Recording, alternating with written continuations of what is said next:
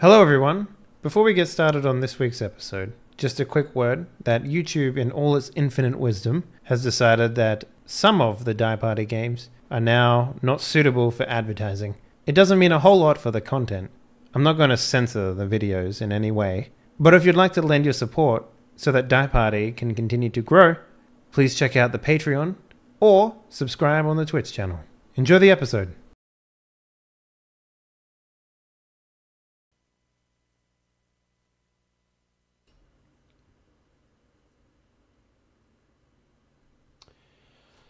Hello everyone, welcome back to another episode of Die Party Solar Ascendancy, your weekly, count 'em, weekly role-playing experience into Stars Without Number Revised Edition. I've got my crew here with me, and we're going to do some introductions, possibly talk about the salt level, the sodium level of the internet. We'll see. Let's start off with everyone's favorite cartographer, Mr. Derek. What up, sir? How you doing? What's up? Hey, this is Derek. I do cartography on Twitter, Patreon, websites and stuff. And I've been so busy this week finishing like a ton of commission work, cartography. But yeah, it's all cool. Nice. Well, I mean, so you've been super busy, but it's also... Tell me about what you've been doing, man. Have you been getting through that Zelda shit? You gotta have. What? I'm sorry. What did you say? What the Zelda stuff. Come on, you've been playing Zelda games. No. Yeah, like I've been playing the Zelda games, but I'm stuck on the Link's Awakening game because I was finishing like Maze commissions for my Patreon and stuff like that. So I kind of stopped last week, so I haven't played. And then I don't know, like it came to a moment where I was like so stressed and I wanted to play something. Zelda requires you to concentrate. So I was actually playing Battlefield 1 and just shooting people.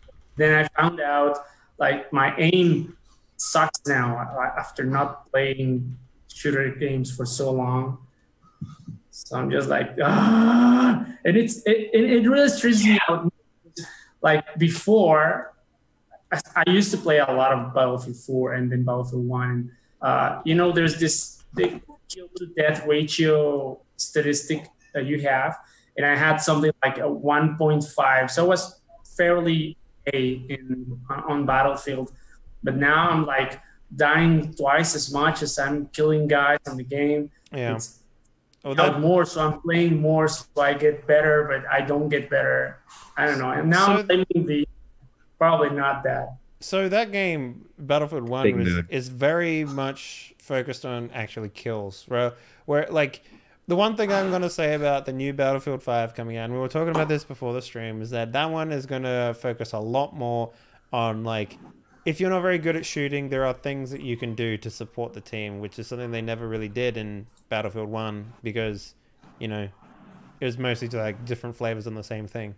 So hopefully in Battlefield 5, you can take your crappy kill-death ratio and apply it to something more productive, At least I will be, because I'm garbage at first-person shooters.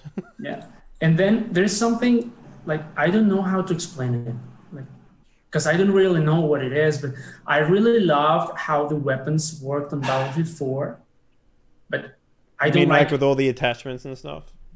Exactly. Yeah, the attachments and all that was pretty good because there's pretty much no customization on Battlefield 1 weapons. Mm-hmm. But also this thing that there is not a single gun I like how it works. And I don't know what it is. Well, that's the thing. In in World War 1, guns were garbage, as it turned out.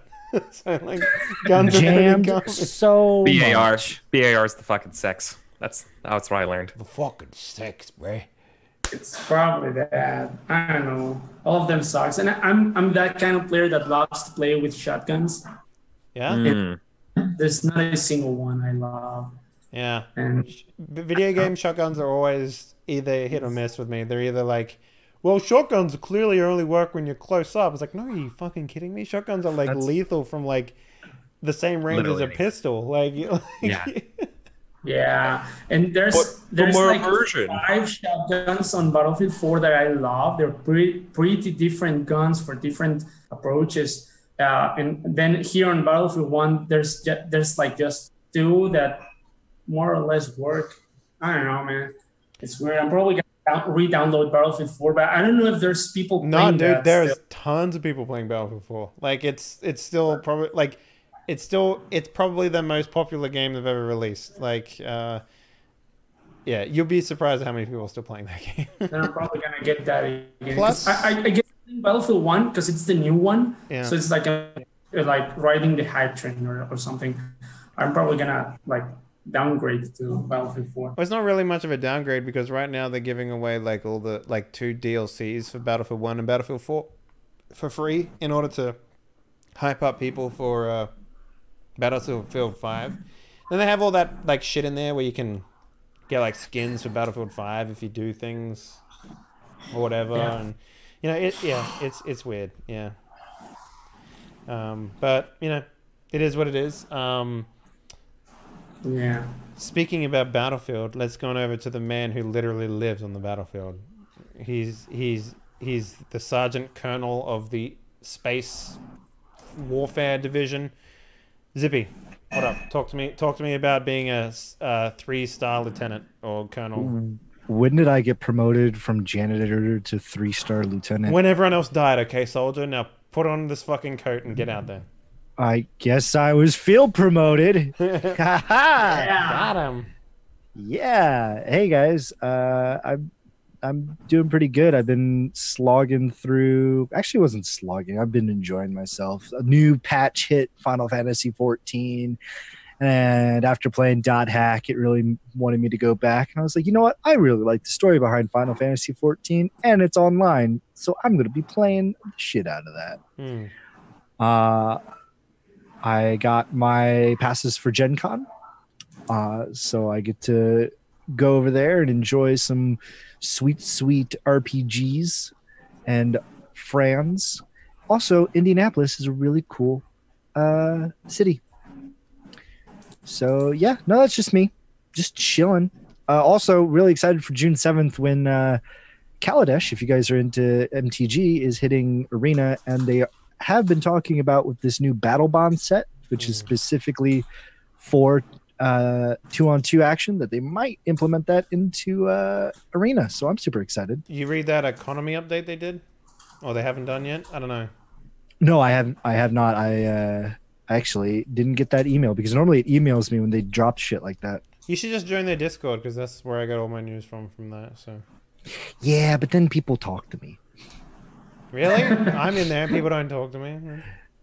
Is Wizards kind of going all in on this like Magic the Gathering arena? Like, are they really trying to like make a presence here? They're really trying to make a presence because nobody enjoyed. Well, okay, all right. Crazy people enjoy Magic.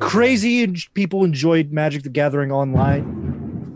What about Duel of the Planeswalkers? Wasn't that a thing? Like, I don't play Magic, so I don't know. Yeah, they did do that, and the biggest problem that they had was people started basically like there was no real like it was Magic, but it wasn't Magic, and in the sense that people really spent a lot of money on it, but then they never updated it and they never kept it like constant and updated and shit. And there were also new content, and they had a lot of problems with being too generous, which is why Magic the Gathering Arena is not so generous. Like there's a bunch of like weird shit in there. Like Magic's very hard to balance in that regard. On Magic Online, there was an economy where you could buy these. Oh, we're talking about ticks. Not online. We're talking about Duels of the Planeswalker. Duels of the Planeswalker. Yeah, that's very locked in to what cards you can play. But the reason why they're going all in on Arena instead of online is because there's an economy where you can literally say, I'm going to buy $10 worth of ticks and I'm going to pay this other basically deck renting company these ticks so they could loan me a deck, because you can loan decks. Loan me a deck for so you have a deck dealer. Exactly, you have a deck dealer basically. So I used to be a lot different in mine. Like mine was mostly like I would buy So I would use bots for trading, and I went basically infinite with drafting, which is to say you draft expensive cards, sell them back to a bot. The bot will then give you tokens, and then you spend those tokens on getting packs. Yeah. And then you can like enter drafts again.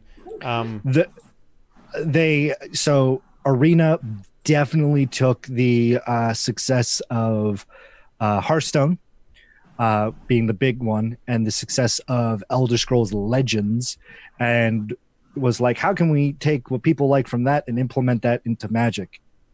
People are going to come to it because it's Magic, and it's on the computer, so they don't have to go anywhere. They can just turn on their computer. But they've been really up and down with their economy, and I got to check the new economy updates. But yeah, I'm really excited.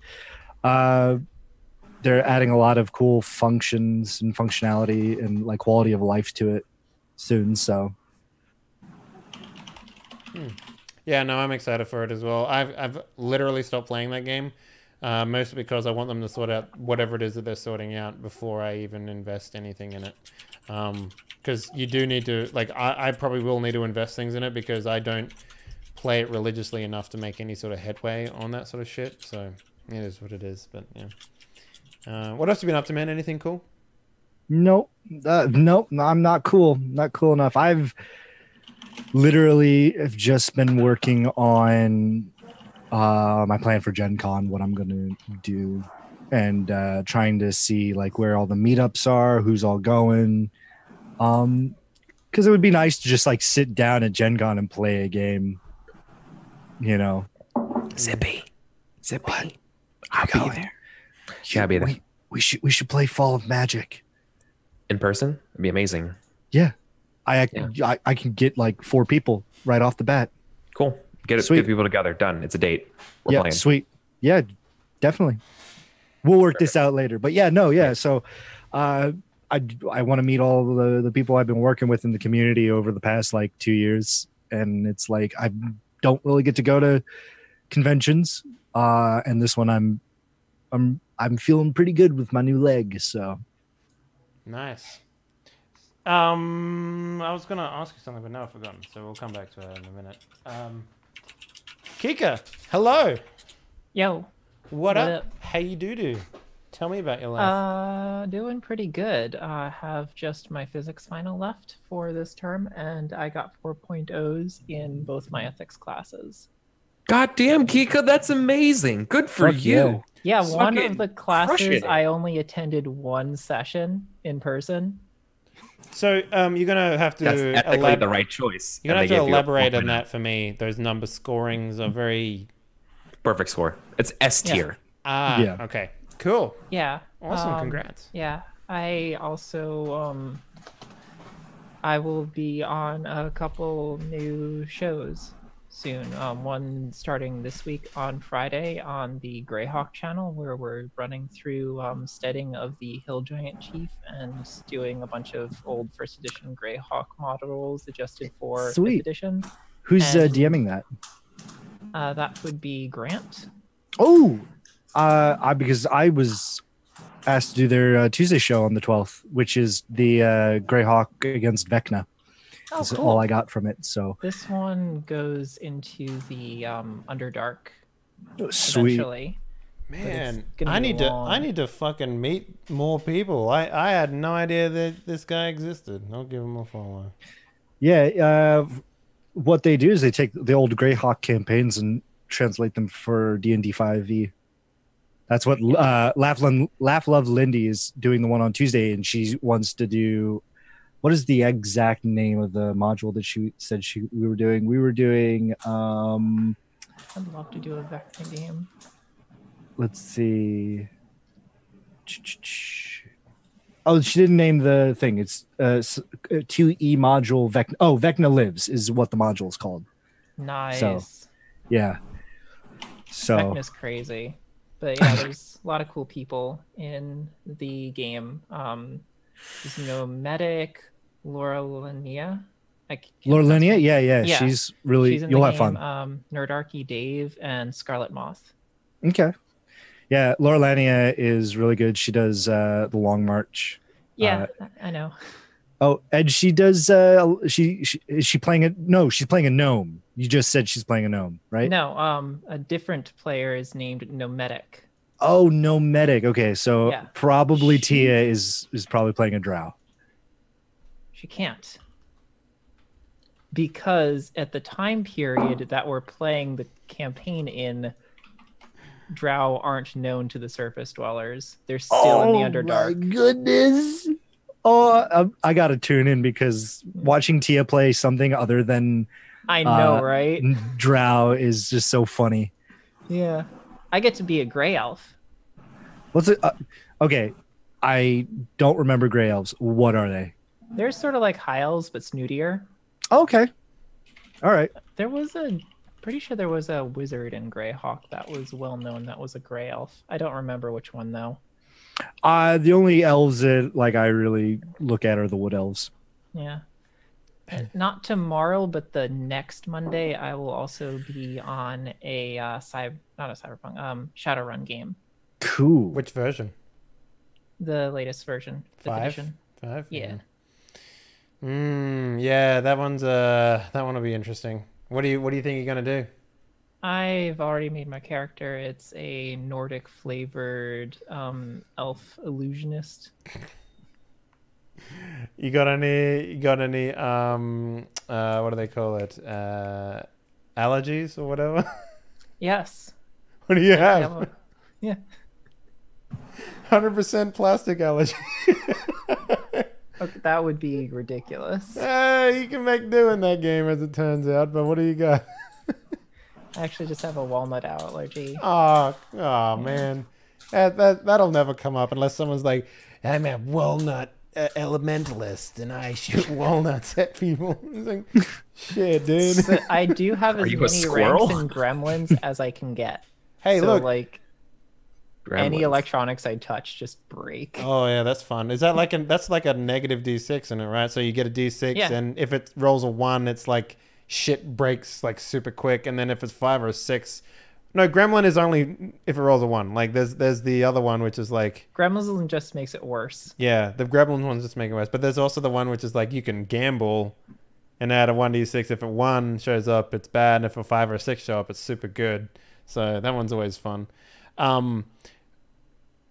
Oh man, you would probably really like. I really enjoyed my time playing.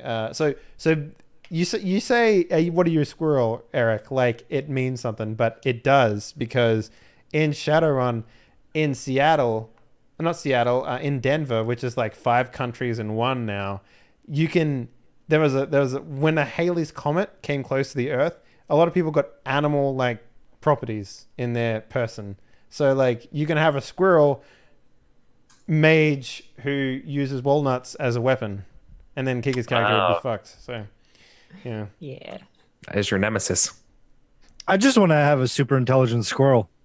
You can have that has bionic limbs and stuff. He's like cyborg squirrel, and he's the size of a squirrel. So like he'll talk, and everyone will be like, "Did that squirrel just talk?" You can have one, but I don't remember. I think I'm getting my cyberpunk settings mixed up here, but I don't think there's any animals.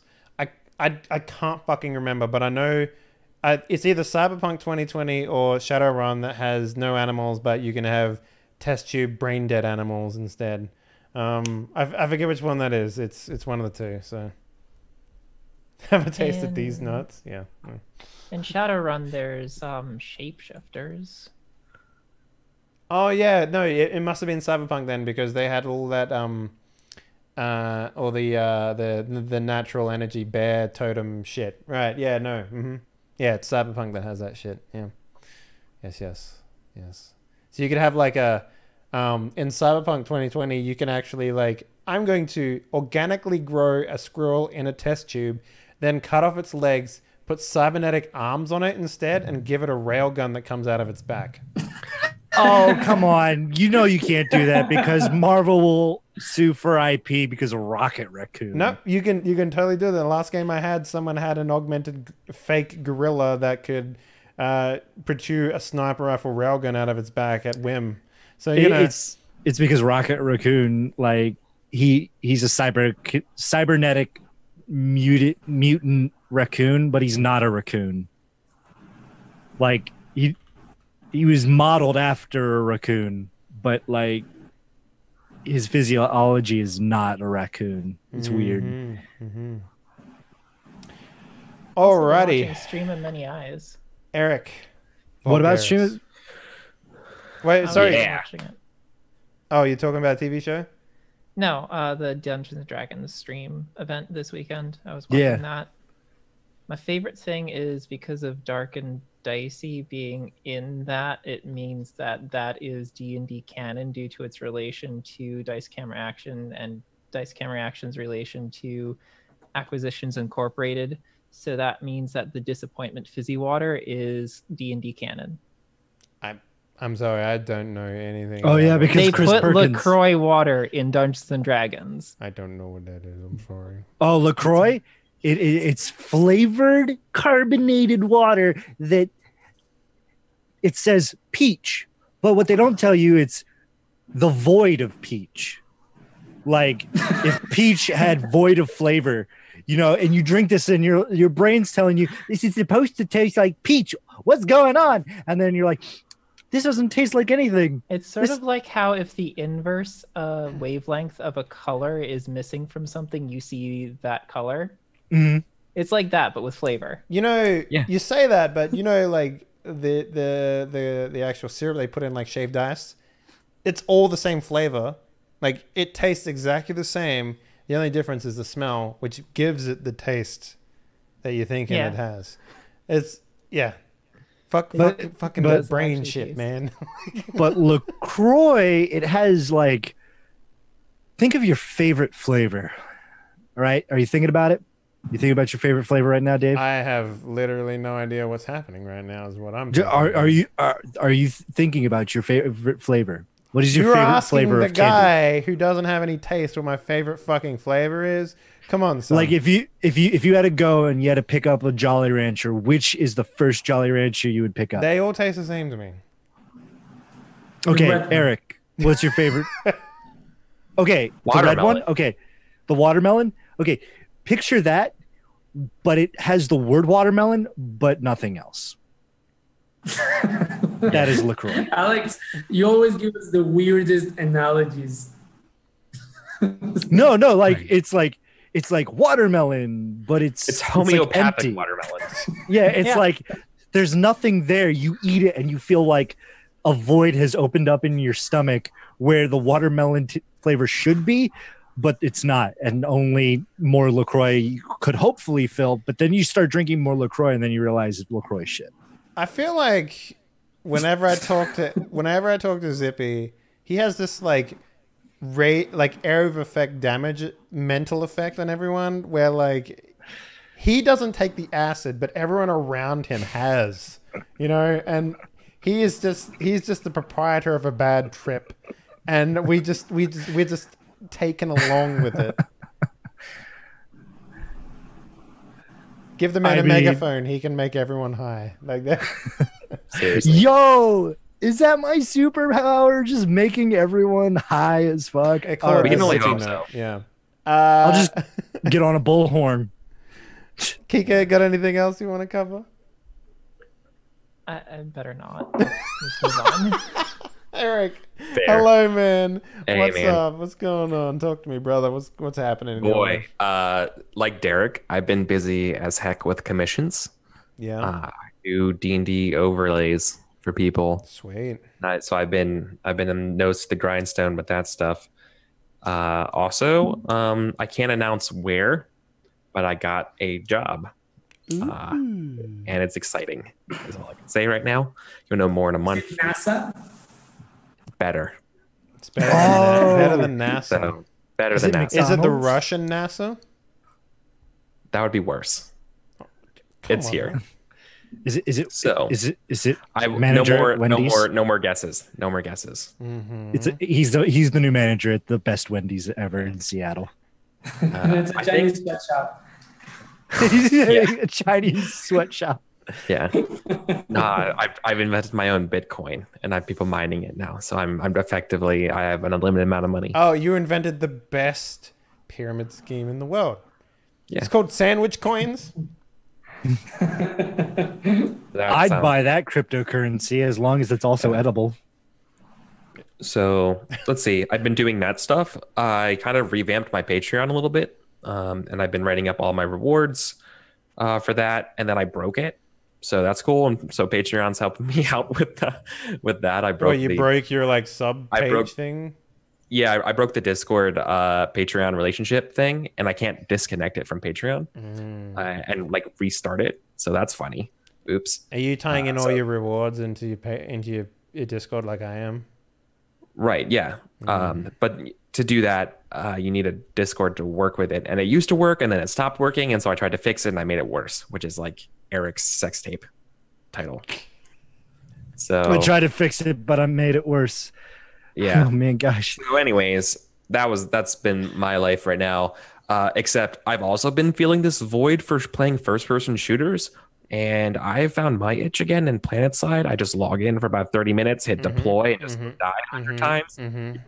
Now, what are you playing? This is important. I play Engineer now. I do nothing but Engineer. I just throw ammo packs to everybody, and then just get on. What game? I just get on the machine gun turret and just PlanetSide 2, the oldest game in the world.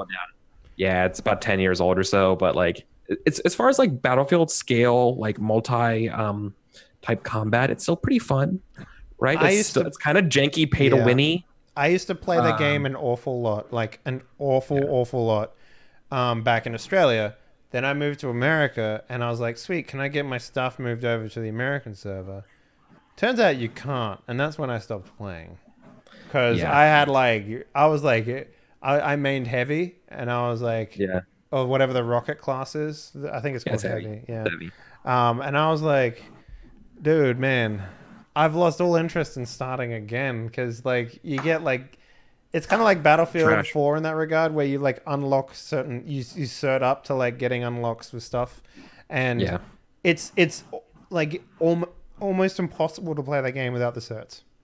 Right, you know, like think about being like a pilot in that game, which you know is fun. Oh yeah, you can't fucking do it without the certs. No, like you get shot out of the air. You immediately get shot out of the air. So I've just been mainly just doing the trooper stuff. Sometimes I get in the vehicle, but for the most part, I just kind of just repair the Thunderer.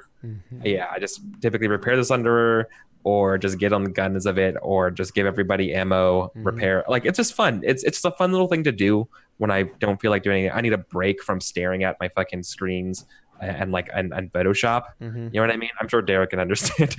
Staring at some Adobe product for too long, you just need to do something else, right? So I've been doing that. I installed you guys have been playing that Battletech game? Y'all play that Battletech game? Yeah, I played that. I dropped it pretty quickly though, because it was like, oh, okay, cool. Oh, the missions don't change. Oh, okay. Like, it's a much more bland version of XCOM, is what I would say. Like, it suffers from that pretty heavily. It needs some love, right? And it definitely needs some love there.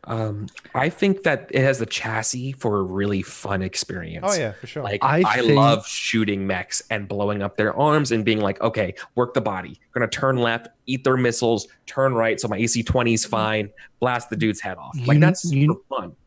You know what I've been mulling around with the idea for Battletech? What if they had mod support and you could have custom missions? There's like mod missions. There's mod support. It's on Nexus mods. I've been playing around with it. I mean, you have segued into my next point. Yeah. You've activated my trap card. Oh shit. But luckily for you, I have a counter trap. Yeah. I beat the game. I beat the game last week, and it was super fun. Cool. How many hours does it take you? Like 60, 70, 90? For me, it was more than that because I got really obsessive with that game. But I can tell you that the end game content of that game just sucks, because all of a sudden, just no matter what mission it is, everyone just immediately starts fielding the heaviest mechs possible, and it's just no fun. It's just like, okay, cool. I guess I'm just gonna field my heaviest mechs, and we're just gonna beat each other up for this part. Okay, it's not like. It was no longer really tactical at that point. There was no decision making. It was just wallop on people, and the missions just become kind of like unfair. I don't know. It's this weird thing. Like the end game is just janky, but like if you just cut off the 10% of the end of that game and kept the rest, it'd be amazing. So, anyways, I installed some mods to it. I installed a sandbox mod to the game called Rogue. That took a while to get working because Windows 10 is a jackass. But I thought that the executables to do that were viruses, which they're not. But anyways, I'm sure we've all been there. So anyway, as I was saying, I did the rogue tech thing, and I immediately bounced off of that thing because whoever design that needs to go back to design school. Sorry, that is just not fun. Hot garbage. It's a great idea, but hot garbage. So I guess if you're someone like me who's interested in BattleTech and wants a little bit more of an experience, you're not going to get it from Rogue, the Rogue Tech. You're going to have to install your own mods, like rather than the one collect all package. You're going to have to do it on yourself and find the ones that you want. I'm sure it's super fun by that. And then the last thing I want to talk about before we jump into play, and I promise we're actually going to play some Stars Without Number tonight. I played a board game for about 9 hours yesterday called Here I Stand. And that game was one of the most fun games I've ever played. 9-hour board game. Oh, the game. I can't even count on my hands how many people I know that would be into that sort of shit. Yeah, man. Welcome to Seattle. I see. I sometimes wish that I was still in America, because America was like when I had the most fun playing board games, because it was super easy to find people who are willing to do that. It's not so easy over here. But then again, maybe it'll be easier when I move to Warsaw, so I don't know. Yeah, maybe. Yeah, it might be easier in Warsaw and stuff. So, that game was a Christian Reformation game. Somebody plays the Pope, someone plays the Protestants, someone plays England, somebody plays the Holy Roman Empire, and then someone plays Ottoman Turks. And everyone has their own kind of games. Like, I was England. My issues in the game was I need to become Protestant, and I need to get a baby boy, because otherwise Mary Queen of Scots is coming in out of a card deck and it's going to destroy me, so I can't have that. So I have to like do these types of moves and like sacrifice my regular attacks so I can make sure I get a baby. And I have to roll in this table. It's literally a pregnancy table. If it's a 1, I have to divorce my wife immediately. It's called Here I Stand. It's a complicated, in-depth board game for 6 people. That's very well balanced and very fun, about the Reformation, which is about probably the least fun topic you could probably think of. But that game makes it super fun. We had Battle Pope, who declared war on a bunch of people and was basically warring with France and the Ottomans. And I think that's a few points of Holy Roman Empire. They damn near won. Battle Pope nearly won that game, which is amazing. There's a pregnancy table. Yeah, there's a pregnancy table for England because Henry VIII needs an heir, right? And on my card, I have 8 wives that I can go through to get a divorce, do this thing, do that stuff, right? But every time I get a divorce, I have to pay a Pope a card because the Pope give me a nullification. Until another card shows up in the deck that says that I get Anglicanism, right? Basically, like someone shows up being like, "Yo, but what if divorce though?" And they're like, oh. This sounds very familiar to me because I was just watching the first season of Reign on Netflix. I'll be right back. Oh yeah. It's about Mary Queen of Scots and how she's about to get married to the son of the king in France, whose name is Henry. Yeah. And it's all about that because she's a very interesting character. She's the princess of, she's the Queen of Scots, and she's gonna get married to the King of France, and she's also the heir to the throne of England. So she's like in between the 3 countries. Exactly. It was super fun. I really, really recommend that game. Our Protestants won. So the fun part about that game is the way the Protestants win, because they obviously don't field armies. They win as like a guerrilla group who just converts cities over time to become Protestant. However, they can get into theological debates with the church. And so you would have these giant roll-offs and you could like hire orators to like famous people through history to do this thing for you. And so we would play a bunch of like rap beats as we would roll all of this dice because we're just super fucking nerdy. But like, oh my God. Yeah, but they won. So shout out to the Protestants for winning that game. That's probably the nerdiest game I've ever heard of. Oh, there it gets worse. That's mild. There's probably a lot more nerdier games out there. I didn't play it obviously this week, but like I played games like Cuba Libre, which is about the Cuban Revolution, which is like a super in-depth game. It's a coin game, if anyone knows what that means. That game is fucking intense as hell. There's a lot of games out there. I think the most complicated game I can think of at the moment, besides like the war campaign for Africa, like a lot of like the actual tabletop war game stuff, I think it has to be A Distant Plane, which is it's like a distant relation to the two games I just described. It's about Afghanistan and the modern stuff in Afghanistan. And that game, look, all I got to say is that whoever designs these games are freaking geniuses, because what they do to make it fun for everybody to play these games that are kind of like asymmetric, right? Like it's crazy. And make it balanced and fun to play is just I think it's just a really, really crazy version of game design.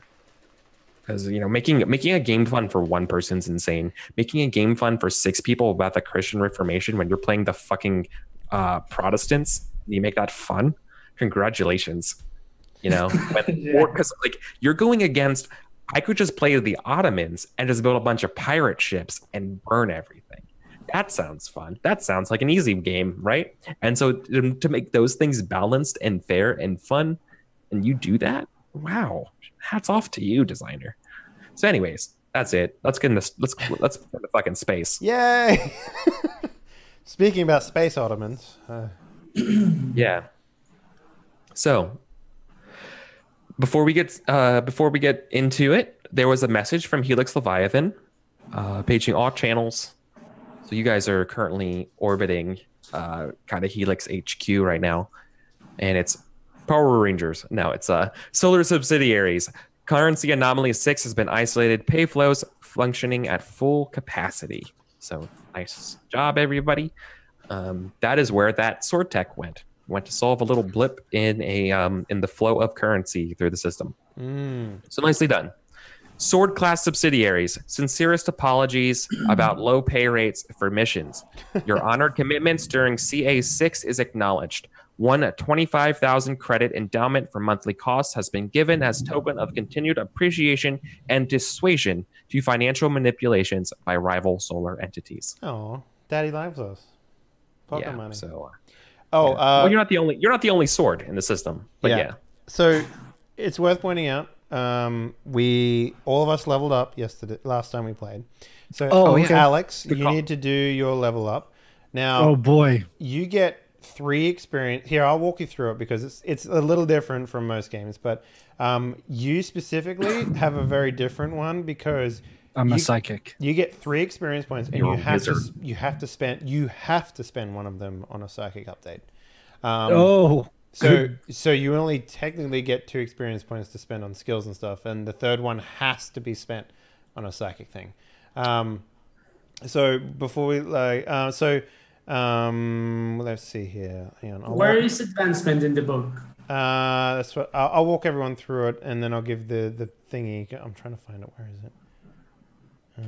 Let's see, psionics, page 29. Character advancement. Okay, so the first thing that everyone does is you roll for additional hit points. So, what are you, Alex? You're a psychic, so yours is 6s, right? So you roll 2d6 plus your con, and if it's higher than your current HP, then that's your new HP total. And if it's lower, nothing happens? Nothing happens, yeah. Do you have a chance to get higher, basically?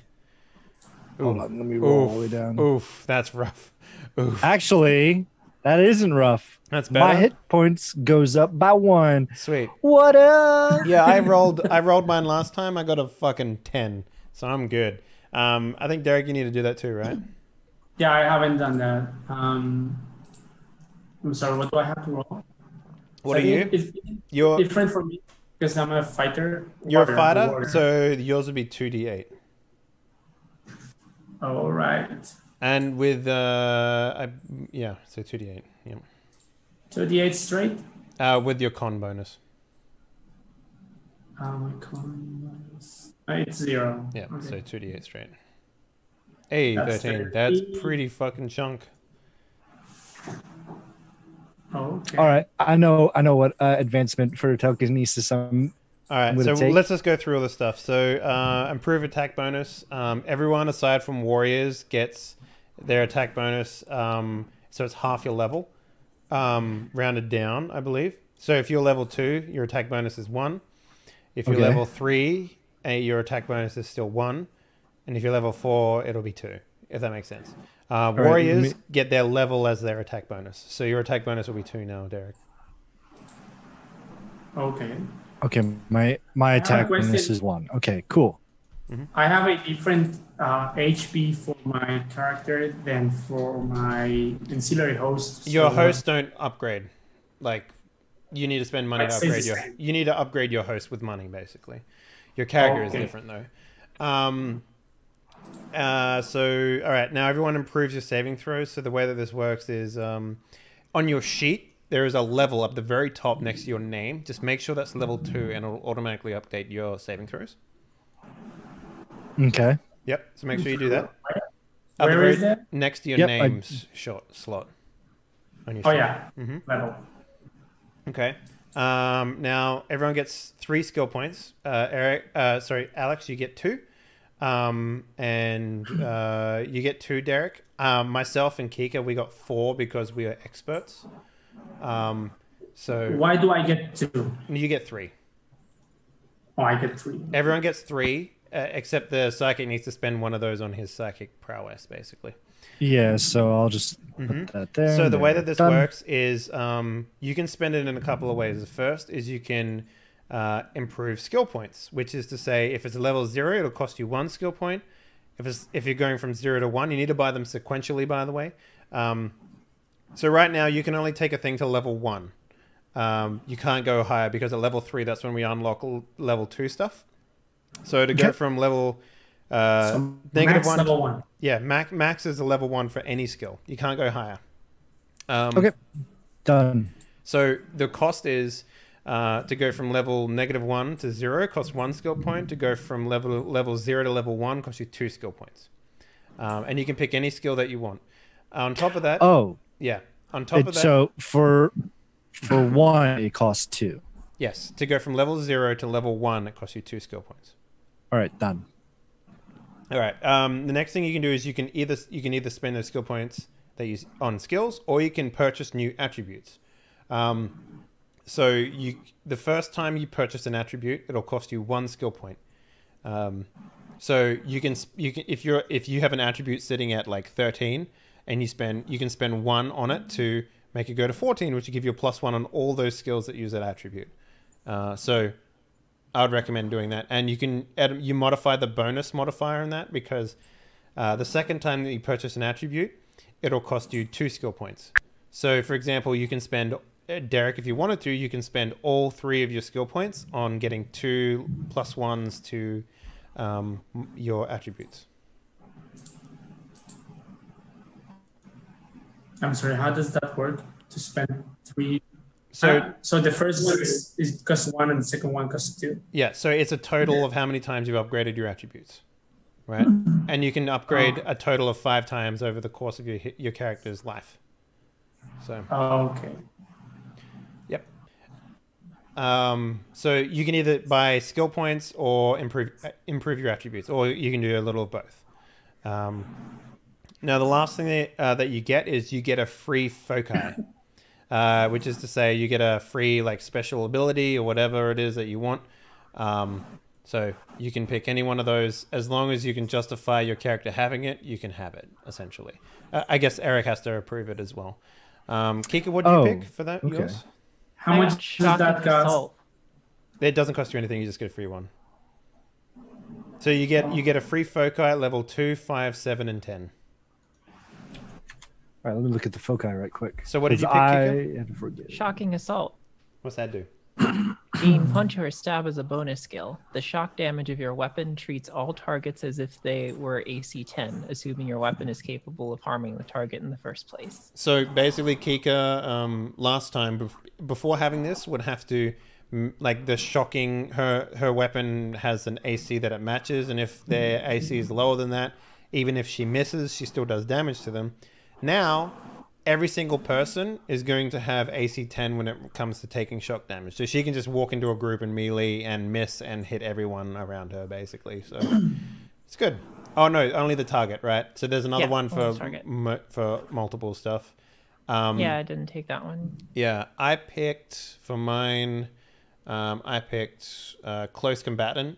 Gain any close combat skill as a bonus skill. You can use pistol-sized ranged weapons and melee without suffering penalties for the proximity of melee attackers. You ignore shock damage from melee assailants even if you're unarmored at the time. As it turns out, I'm unarmored all the time, so shock damage won't affect me anymore.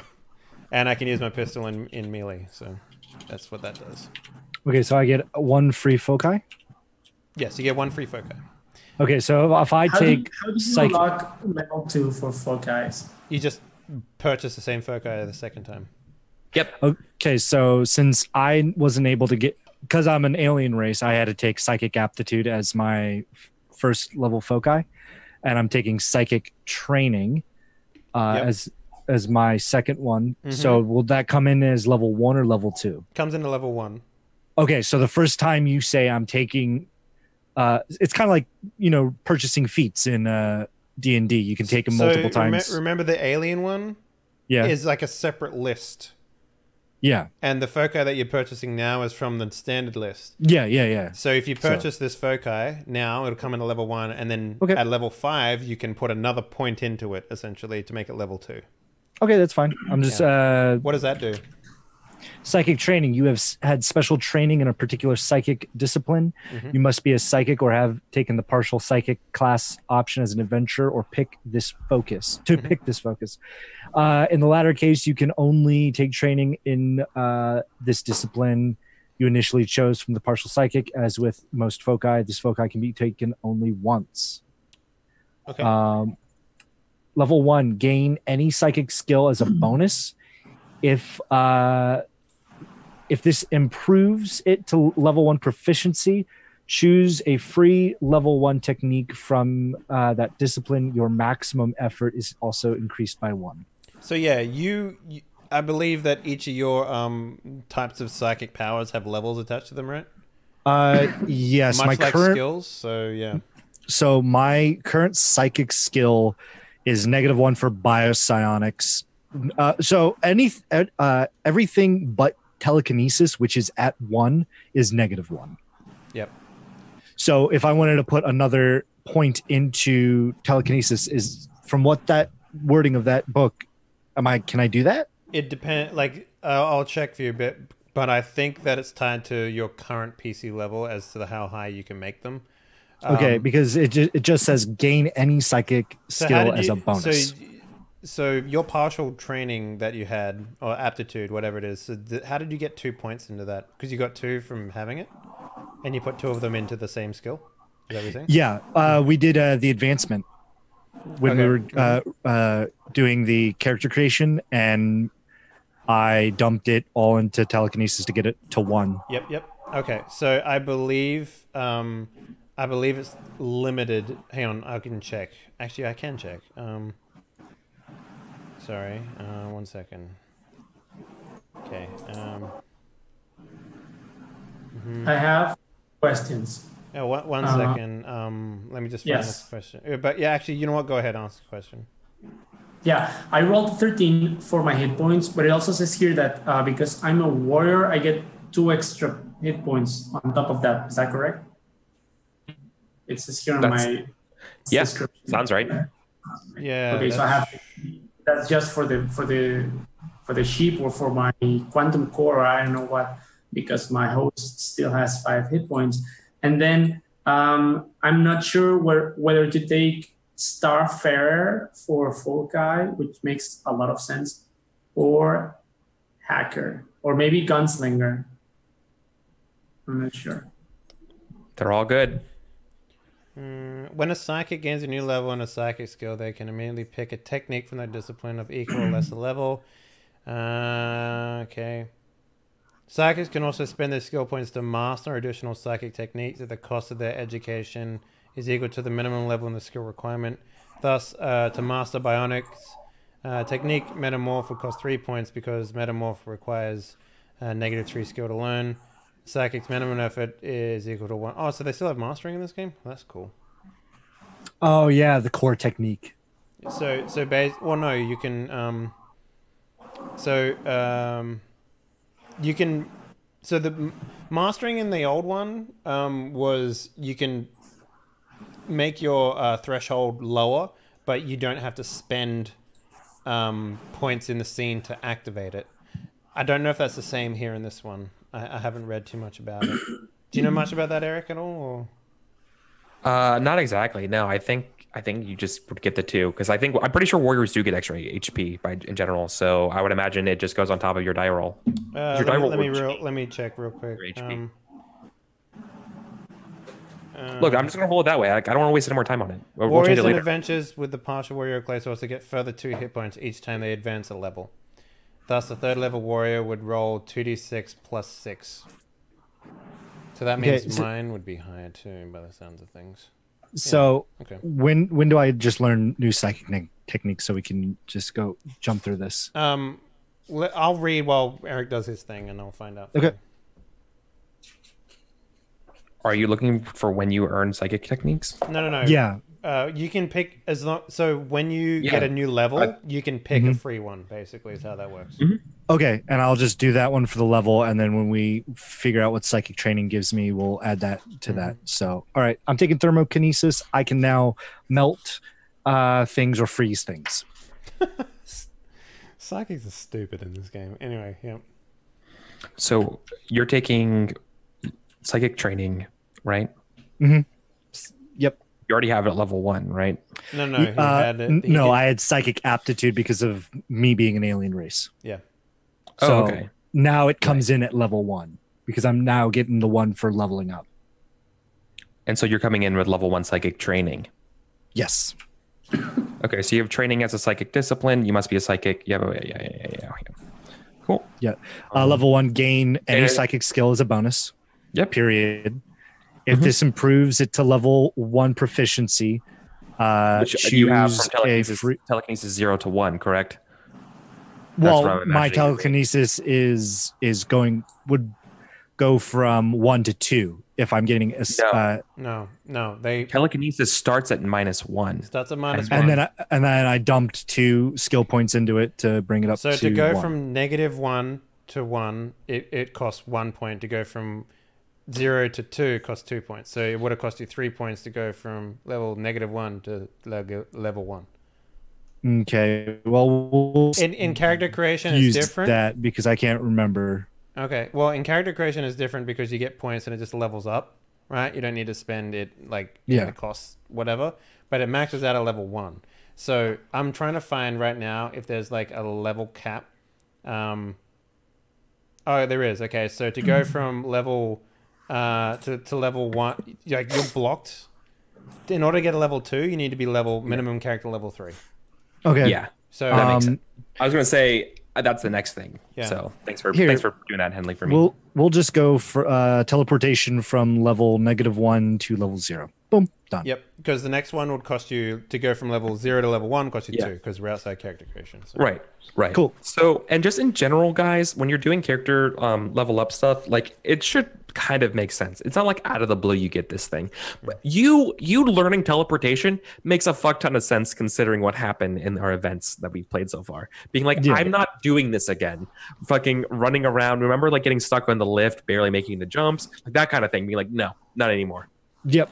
Right? With like, my little legs to do that, right? So which is really annoying because on the ship that means you guys have just been hearing like Bartholomew teleport being like and like bumping into shit as he like teleports, being like, ow, god, my shin, oh boy, that was an open Lucas, that was an open cabinet, oh god.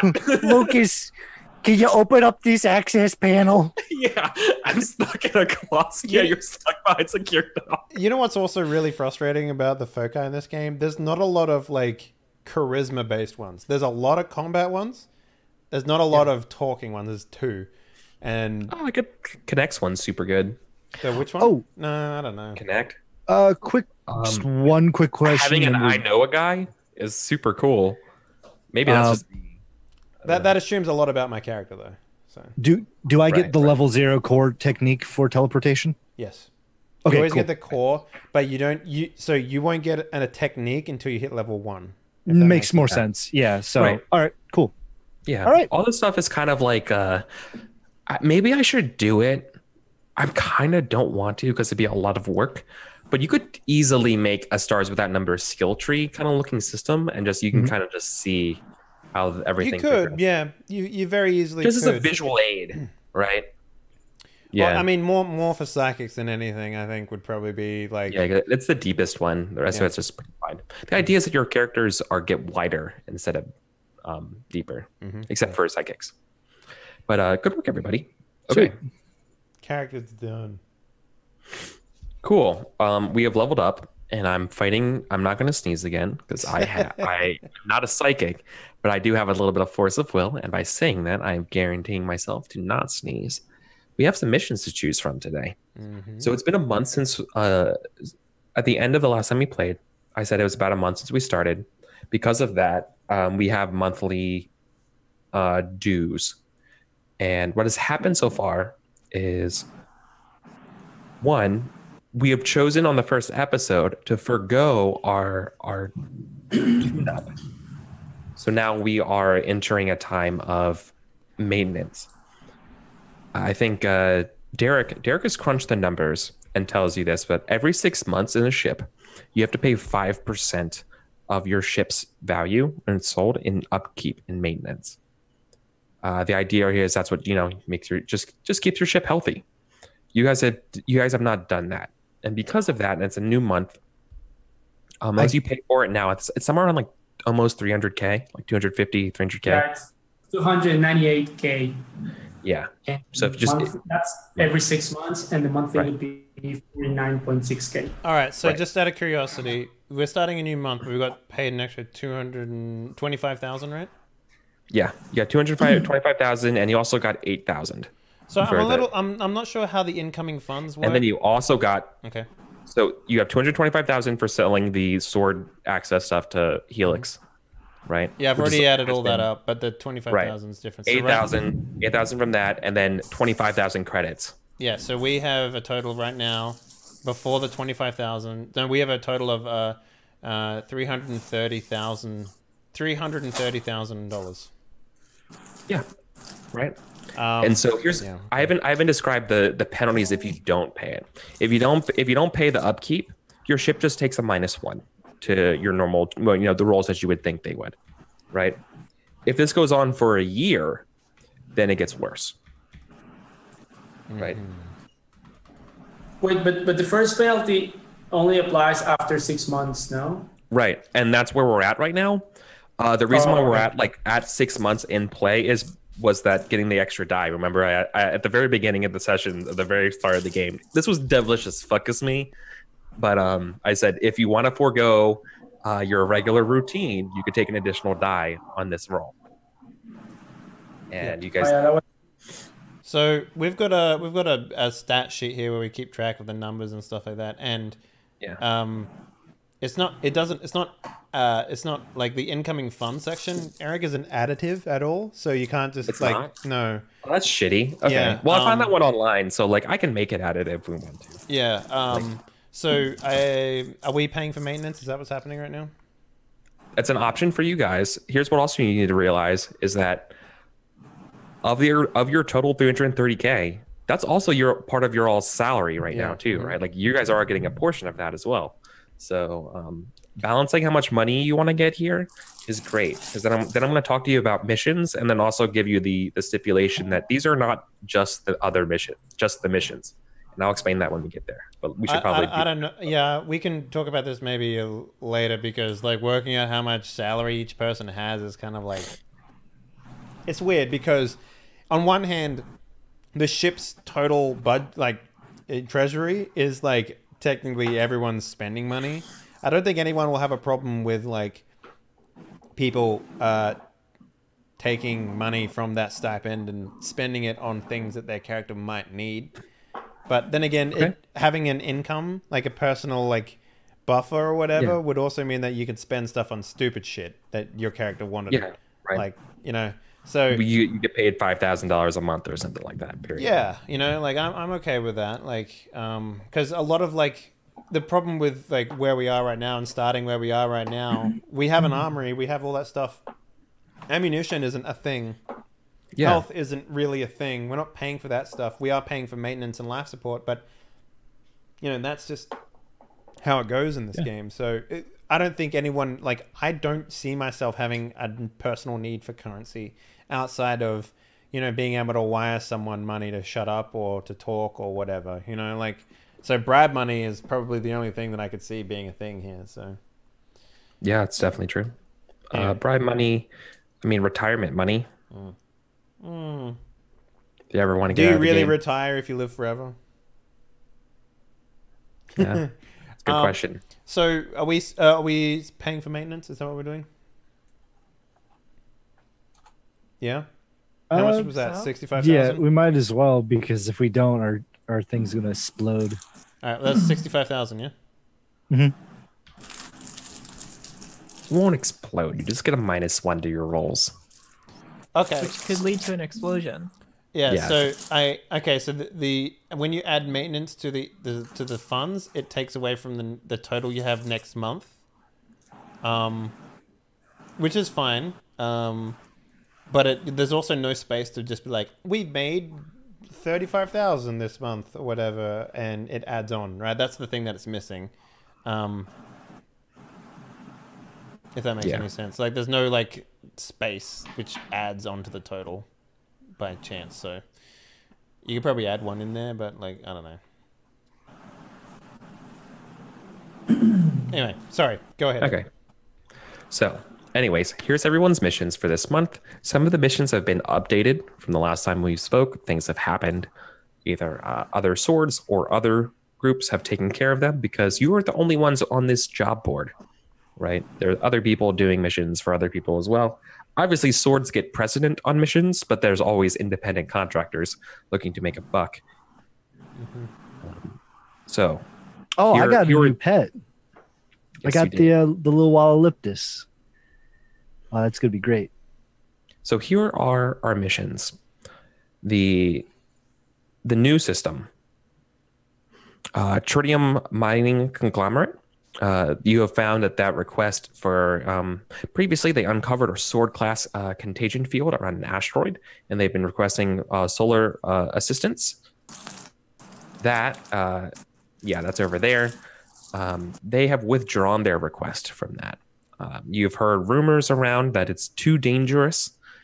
It's not worth the sunk cost of paying people for it. However, this cash, you've also heard rumors that it's extremely valuable, but also extraordinarily well guarded. Investigate it at your own peril, but you get to get what you keep from there, right? So when you say specifically sword class cache, like, what does that mean? Does that mean it's come from the higher ring? Yes, that's what that means. Okay. Yep, TL5. Ooh, I'm interested in that one. Right, but there's no guaranteed money there, right? In fact, there's no. I think you might have like a name of a couple like miner people from the mining conglomerate, like on the down low, right? About this gig. So for all intents and purposes, that mission really is like not even on the official, Helix Leviathan solar mission list. That's just a bonus you guys have lying around. The other official mission is in the new system, the tritium mining conglomeration. They need hiring of a PR group.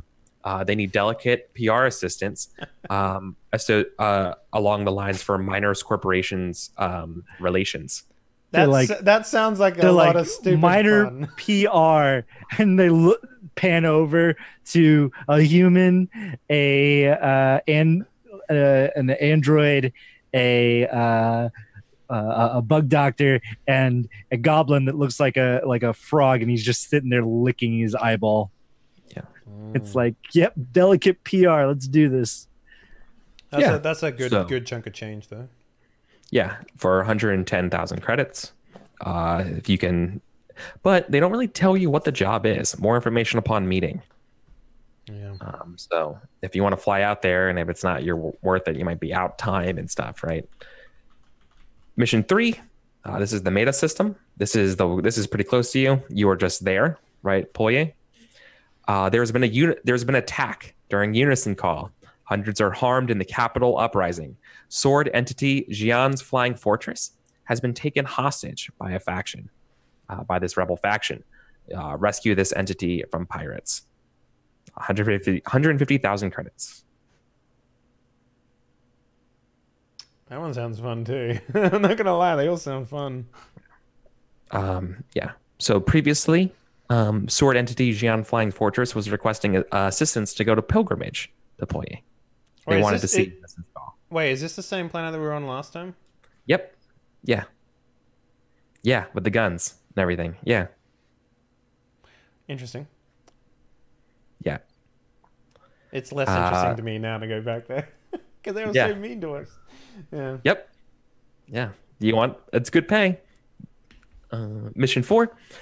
This was in the Kalani system, which is I think bottom. 2 stops away. Bottom. This was the Clark 5 deep space repository system malfunction. They needed somebody to go to Erickson 8 through the flux flow for immediate help. They need a coupler beacon, but they couldn't get it.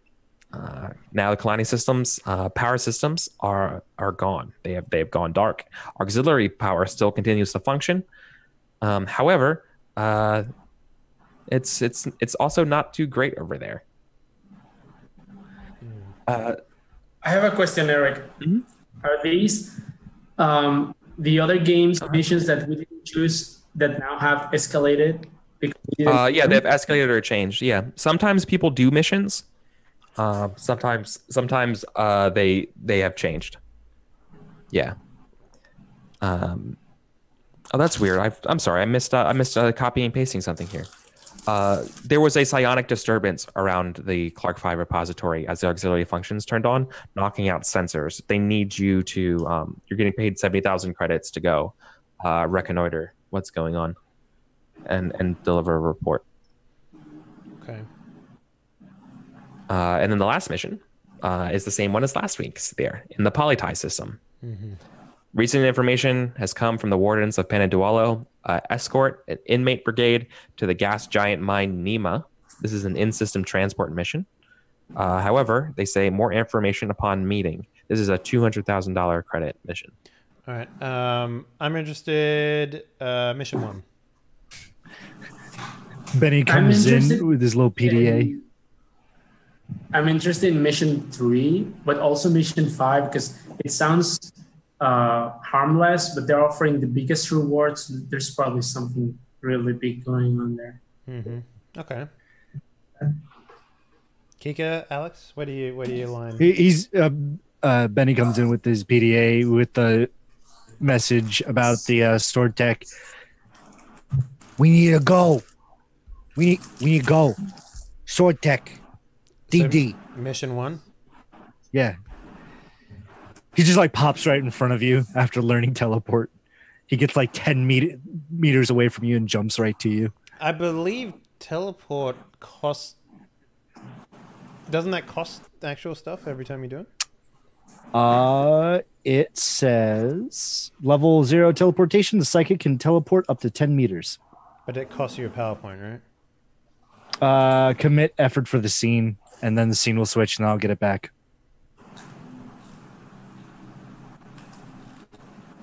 Okay. So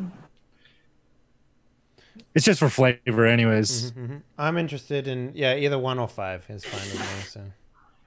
So I'm very concerned about those people that are surviving on just auxiliary power. Oh, you should see what Wally eats. And the little Walloleptus comes in. Meh. It's like he can survive on auxiliary power. I'm sure those people can as well. It's like licking an ammo battery. There are far more of them than just one. Far, far more.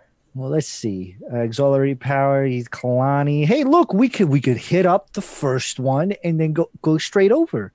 I mean, if they have auxiliary power, they should be fine for like a couple days. I very rarely have time to just hit up a mission and then swing by another. Yeah, people you could say that we're really bad at time managing. Missions typically have about a month in terms of ripeness. However, high priority missions definitely change things, right? Yeah.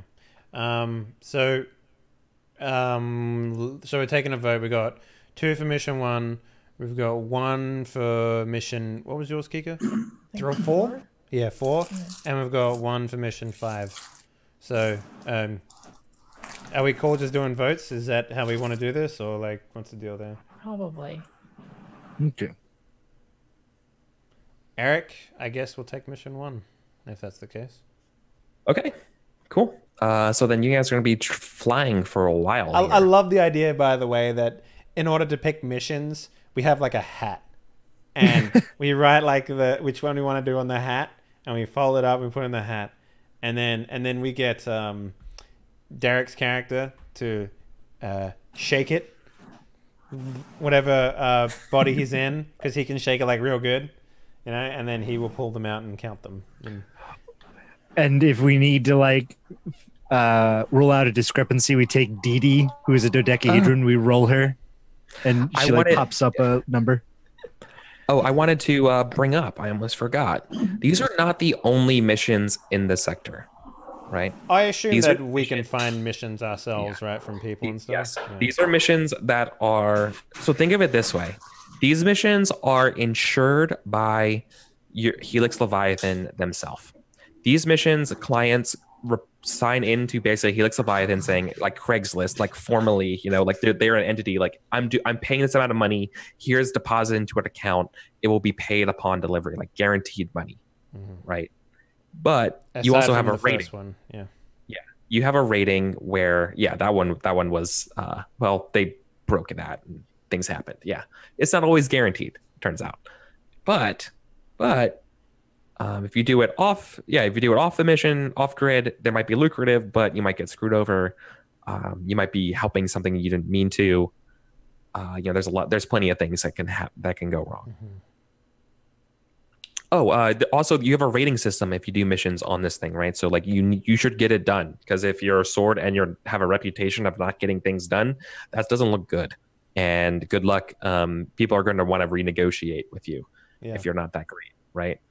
Second of all, the other minor bonus, I guess, of doing missions on the board is that you're guaranteed 1 free refill of your fuel.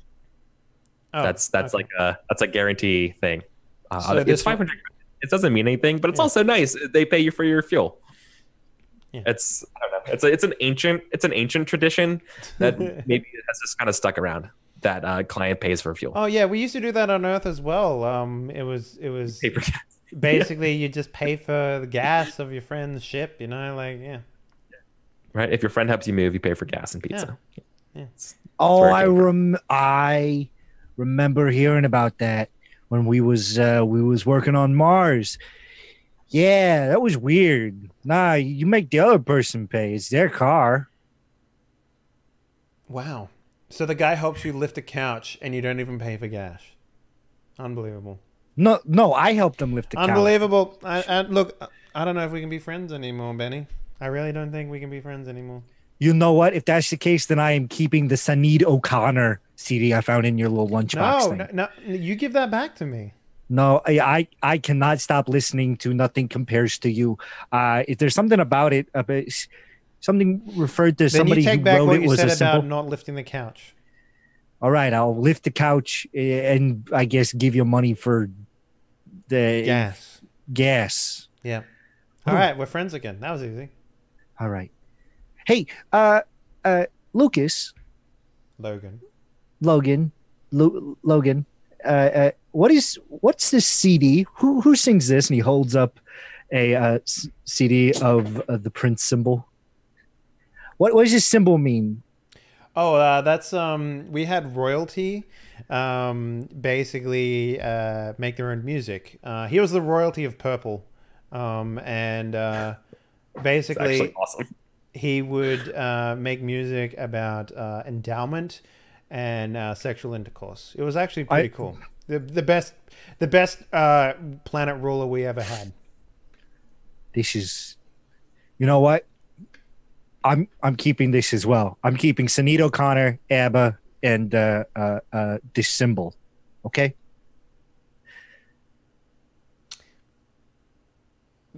I'll let you borrow it. All right, sweet. And he teleports back into his room, assuming it's 10 meters away. Data? Yeah, I don't know. I don't know why he's so keen on stuff like that. Because if it's copied, it's not the true. It's not OG. It's not original fidelity. He doesn't know about vinyls yet. Don't worry about it. Vinyls? And he pops back in. All right. You never told me what pizza is. Oh, basically, it is the generic food substance of our planet. Wow. Imagine bread. So basically, just like massive amounts of carbohydrates, and you can put anything you want on top of it. I'd now, like there's to some there's some stipulations, because if you put more carbohydrates on top of whatever you put on top of the first slice of carbohydrates, then that's a sandwich. And we won't get into the sandwich debacle today. So. But Okay. wait, what was that gray stuff that they fed me at the 52nd area? It was like smush. Oh, right. Yeah. That was that pizza? No, that is basically, we have this thing called instant ramen, and generally speaking, it's generally like the gray matter of the food substance of our planet. So it literally was tasting like I was eating molten metal. Well, that's what happens when they don't put the flavor sachets in there. So ugh. Look, I've tasted molten metal before. It's not fun, but that wasn't fun either. Have you ever been to the Supermax prison, alien prison on Earth, Yictenis? No. Oh, don't go. They like to dissect. They would dissect you into the smaller yous and then dissect them. Why would I ever go to such a place? My ship ran out of gas. Yictenis, that's where they send the pedophiles. So it sums up a lot. What is a pedophile? It's a person that likes smaller people. I don't understand. It's illegal where I'm from. Wait, hold up. Let's go. Wait, if you guys like me, doesn't that make you guys pedophiles? Because you like smaller people. I don't like you. I don't like you either. Wonderful. Nor do I. It's not illegal. Wonderful. And I look at Sword. I know how to take care of. And he pulls out Wally, the Wallalyptus, from his little papoose that he has on his back, and he opens up a side panel and he gestures towards the yummy energy. Go on, Wally, have a buffet for today. That'll teach the sword. It's a big bug. No, it's like a little koala that eats energy. All right, Eric, I think we're ready to travel. To travel. Cool. So, good news though for this month. The flow channels are sometimes shaky. Like I know there's like the flux and stuff like that, but even right now they're not always that great. Yeah. They were recently updated, as in they're less than literally last month. The drone just came back with very, very fresh flow data. So you guys will be getting a +2 to this roll. Nice. The thing I wanted to ask you here for this calculation though, because I believe you guys have a Geospace 2 engine. We do, yeah. You could theoretically, if you want, you could do a fast track. So just kind of ignore a stop in Angelos and just go to new. Obviously that would consume, that jump takes 2 fuel though, right? No, I believe one jump with drive 2 takes 1. That'd be awesome. Yeah. Yeah, so you just pass the Tilius. I also have extra fuel because of the fuel bunkers. Yeah. Are these things because I know this is the weird map that you made version of it. Are these is there a hex in the middle of these that we're missing? Yeah. There would be a hex there. Okay. But the idea is that the way I'm playing the game is that you cannot go into that hex unless you know there's a flow zone, unless you want to try to do something that's not charted. Right. Okay. So these are your charted flow zones. Okay. Yeah, like the metadimensional energy that lets you spike into space, it flows like a current. Remember, like Finding Nemo. Yep. Okay. That's makes sense. All right, then, just asking. Mm-hmm. Basically, if you played Stellaris, I'm using like hyperdrive, hyperlanes. Let's think of it that way too. So let's go FTL. Cool. It takes like an hour or whatever to boot up and do the calculations. Mm-hmm. It's pretty routine. Yeah. But yeah, like I said, it's nice when the your stuff is easier. So you're actually be getting the difficulty to this test is typically 7, right? But because that's less than a month old, it's 5. However, you're going 2 hexes, so that's a +1, and so you're getting a net total of it's a net total of difficulty of 6 to make this roll. So it's a difficulty class of 6 piloting test intelligence. A lot of words. Easy. You didn't even add the +2 under that, so. No, it's a -2 to difficulty. It's the difficulty, not the. Oh, plus right. for that Cool. Yeah, makes sense. Mm-hmm. Yeah. Are cool. we there yet? Yes, we are. So you just arrived. You guys, well, yeah. Is not that it matters too much, but remember. So you guys have a drive 2. You're crossing 2 hexes. Normally, I think a drive 1 takes 6 days. So I think this is 4 days. I believe so. Hang on. I know there is a thing in here about that. So that's I think 4 I just days saw in it. hyperspace? Yeah, you spend 4 days in hyperspace. I have a question about I bring that this up because if you guys thing. want to do downtime actions while you're in hyperspace. Oh, there was I did last time that we played give Alex the chance to fix my gun, and you said it just takes time because remember I was Right, it would adding that- take. Yeah, you wanted to fix the attachment, right? Yeah. Mm-hmm. So I have a question about... Is this enough time to sorry. fix that attachment real quick? Yeah. Okay, cool. Great. So I have this question about the setting. How does hyperspace work here? Like, for example, if we are trying to chase another ship and they go into hyperspace, is that it? Or is there a way to track them and follow them through hyperspace? Oh. What happens if you stop in the middle? It depends. So typically, think of it. I think the easiest way to think of it, not if you want a book to think of it, I go off Collapsing Empire series. There is essentially these hyperspace lanes that behave as a quantum current, right? To give you an idea. That sort of it's negative space zones where there's no just a quantum field. There's no actual particles, and someone has figured out that in that emptiness, there's some sort of unilateral kind of flow, and it makes it easy to go through spaces as long as there's not a lot of huge bits of gravity, right? So like systems. To calculate all that kind of stuff is complicated. Even right now, it's still complicated. So if a ship decides to just jump and drill into this quantum channel, but they don't know where they're going or they're not following a map, right? Then yeah, you wouldn't know.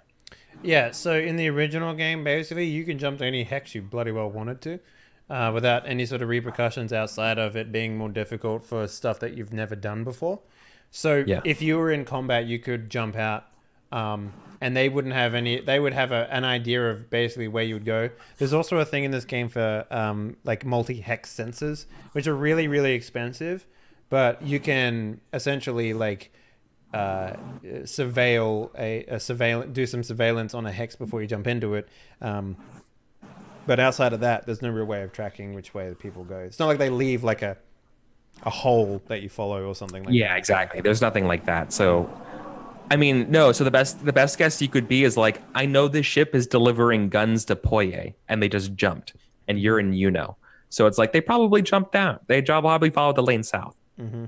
Right. Yeah, so in this particular instance, like, let's say that you're in, there's only 2 highways, either one, right? So, like, it'd be one or the other. Unless there's more highways that we're not aware of, and it's like, Yeah. Right. So that's the idea here. Mm-hmm. All right. Thanks for your patience. That was me. One more thing, because this might come in handy. If we're doing like a space fight and we decide we just want to flee and go into hyperdrive, how long does that take? Can we do it like instantly? Yeah, so the calculations is what makes the difficulty happen. So if you want to do an instant one, there's actually like modifiers that get added on to how difficult that is. So I believe there is an actual thing in Rush, here about that. I can tell you it right now. If Rush, it takes a 1-ship combat round to execute a jump. Yeah. The base difficulty is 7, modified by the available rudder, the distance drilled, rush procedures, and whether or not the navigator is trimming the course to speed up transit. Oh, I forgot to mention speeding up the course. Yeah, so there goes Alex. Zippy had a storm stuff, so that I'm sure it'll be back in a second.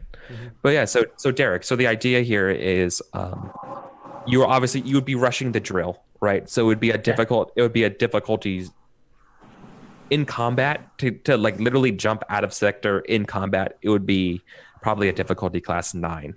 Yeah, so you get for trimming the course +2. So the basic is 7. If we're jumping into uncharted space, it's a +6, right? Like to put it in perspective. And then on top of that, if you're rushing it, it'd be a +2. Yeah. And then on top of that, if you're rushing the drill activation, it's another +2. So technically, it could potentially be a +10, which would mean that you'd need to roll a 17 or higher on a 2d6 plus whatever it is that you're rolling. So almost next to impossible to make that safely. But yeah, it really depends, right? So like sometimes you get, so for example, you will also get like different things that can add on to your roll. For example, you can have like stuff like actual like systems installed on your ship that give you a plus or a bonus to every single check that you make, which I believe we have some of. I don't remember exactly, but that's essentially what is.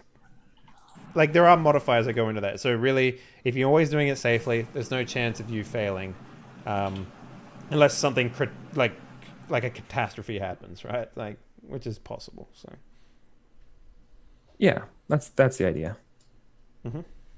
Okay. Stars with that number, man. Love it. There's an answer for everything. Yeah, it's kind of clunky, but it's crazy. Yeah, that's fine. Don't feel. I really appreciate you asking questions. Right. That's good. Yeah, okay, I figured that by asking these questions, maybe I was hitting on something that was not stated in the book. So it would be like world creation, which we've done. Yeah, totally. Just so you know, it's page 110 of the book. Yeah, you have the book, right? I hope you have the book. Yeah. Okay, I figured. I thought so. Yeah, 110 is the part of the book with the drill stuff and piloting. Cool. So yeah. All right. Then you guys are good. So you guys, welcome to New. New is a boring part of the sector. There's not a lot going on here. So just so you guys know, in fact, there's no like actual habitable like major planets here. It's all just kind of there's an asteroid belt there that's sort of like run by that tritium mining conglomeration. There is a refueling station.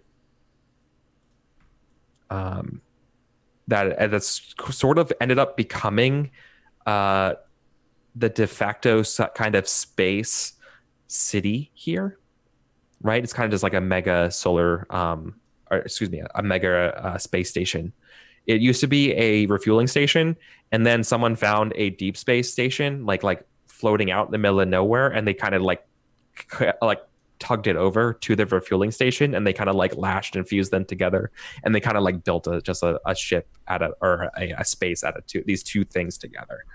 The things you need to know about this place, it's called Erickson 8. It is sort of I don't want to say wretched hive of scum and villainy because that's like totally overdone, but this place is pretty close to Sword. Like your guys are close to Sword level stuff. Like you guys went Swordward, right? In terms of going out of the galaxy. So like weird shit can be bought here. there's a pretty decent black market, especially things miners find in the asteroid belts here that maybe they don't report so much. But, or other times maybe they do report it, but the mining conglomerate doesn't have anything to do with it. And maybe they're taking a cut, right? It's kind of just this black to gray market of things for goods.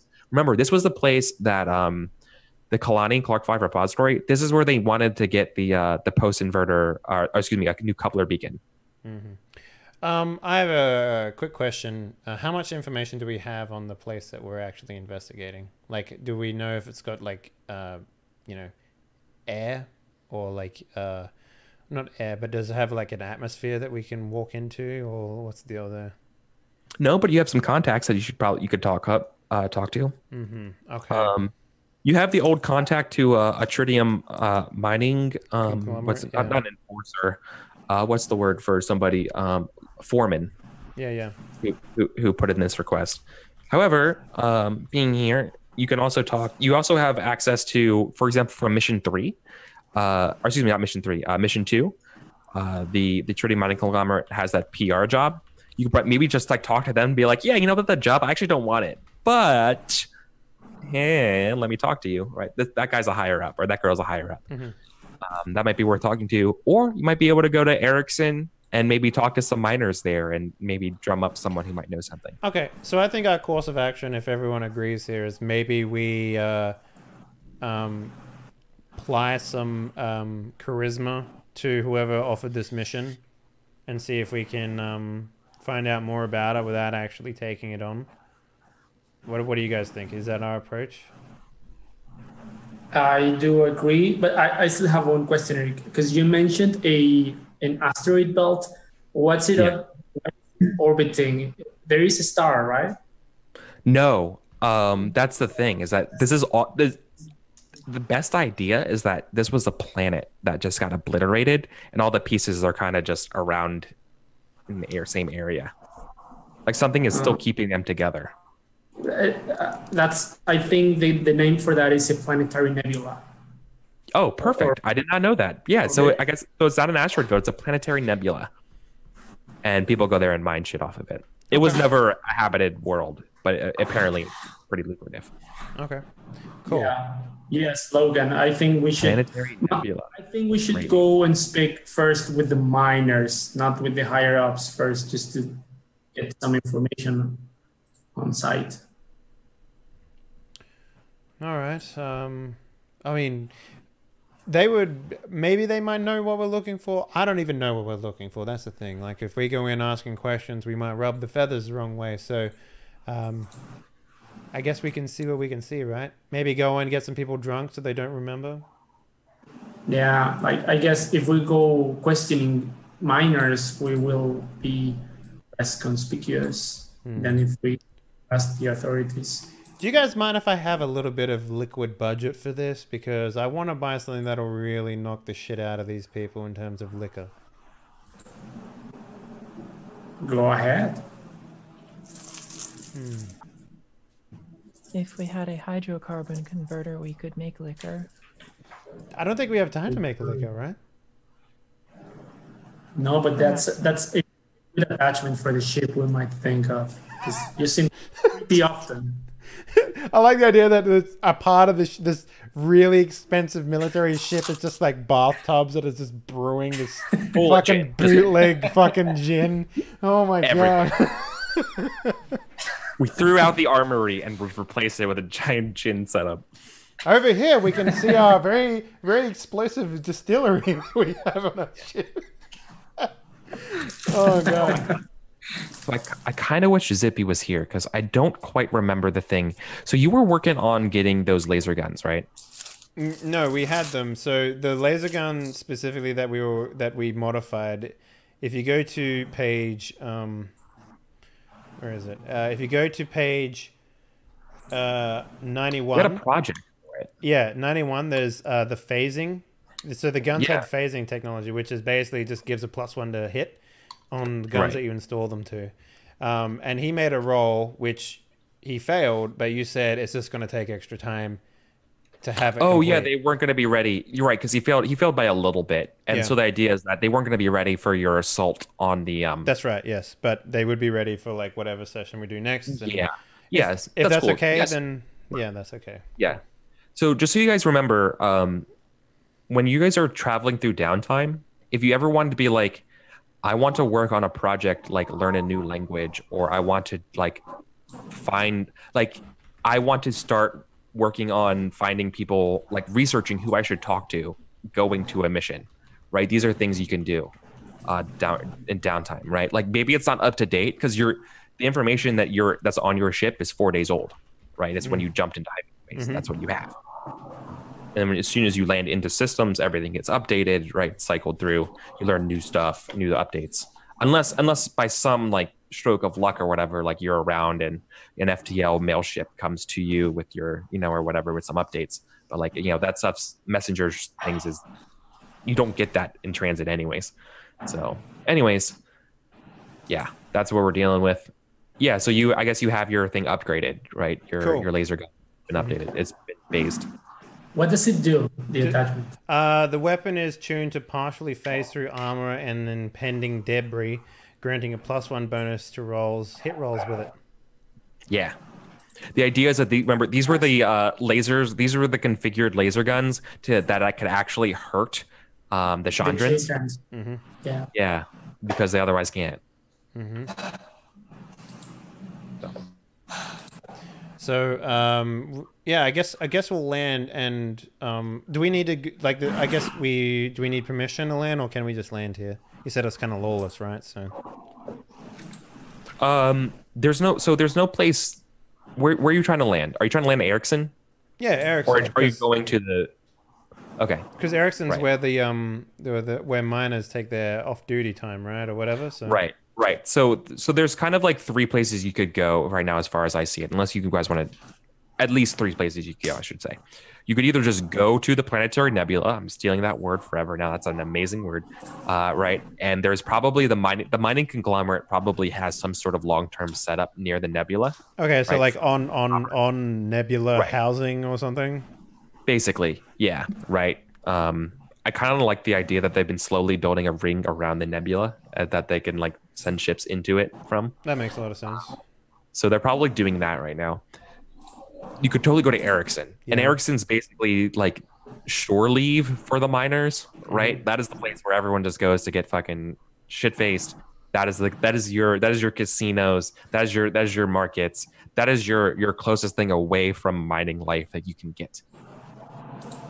I feel like that might, in terms of like a social environment where people are willing to talk, I feel like, you're a cop. Like, keep that in mind too. Yeah, but I'm like cop by process of elimination because of like what I am more than anything. Yeah, but you could literally like ruin anyone's lives here and arrest them. So like finding people to help you is always going to be a little difficult when you're dealing with like black market criminal people, right? They're not exactly jumping at the bit to help you. I'm not exactly jumping. Yeah. All of their friends would hate them. Yeah, that's the thing. I'm not going to jump in there, badge out. I'm going to be jumping in there with a little bit of suit on my face, like. Right. So you can go incognito. Exactly. Right? Exactly. Okay. I feel like as a charisma man, I have the opportunity to do stuff like that. You're going to fucking look like Derek Zoolander in the mines. I put on my undercover hat for going undercover. Yeah. No one knows it's Dennis. I like the idea that I just put like a little mining helmet on her, or him, or them. I forget which one you prefer. Them, I think, would be better. Yeah. But put a little mining hat on them, just flick the light on, just like, never turn that off. I keep getting distracted by it. It's really Safety first. All right, cool. So then, so let's take us into Ericsson, right? Okay, yeah, that sounds like ideal. Plus, it gives me a good opportunity to splash a little cash around and get one of those really big bottle of boozers, just walk around and be like, hey, you want some of this? Like, Right, cool. So then, like, you could work on a disguise, and then when you get off, doing some connects to see what you can find. And is there a disguise toolkit in this version? I believe there would be, right? Because you can get toolkits of anything. Yeah, there probably is. It's probably. I mean, Let me take a look. I know there's something right. in here about I'm this. thinking. Yeah, right. Otherwise, it's probably just like an intelligence check. It's Toolkits can handle almost any job that doesn't require a full-scale shop or lab, a standard electronics and stuff. just general toolkit.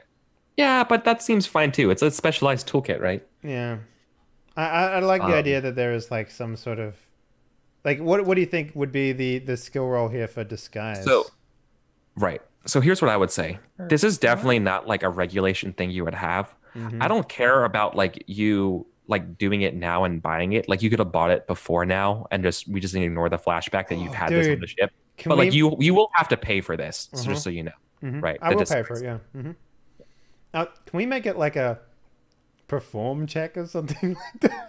Yeah.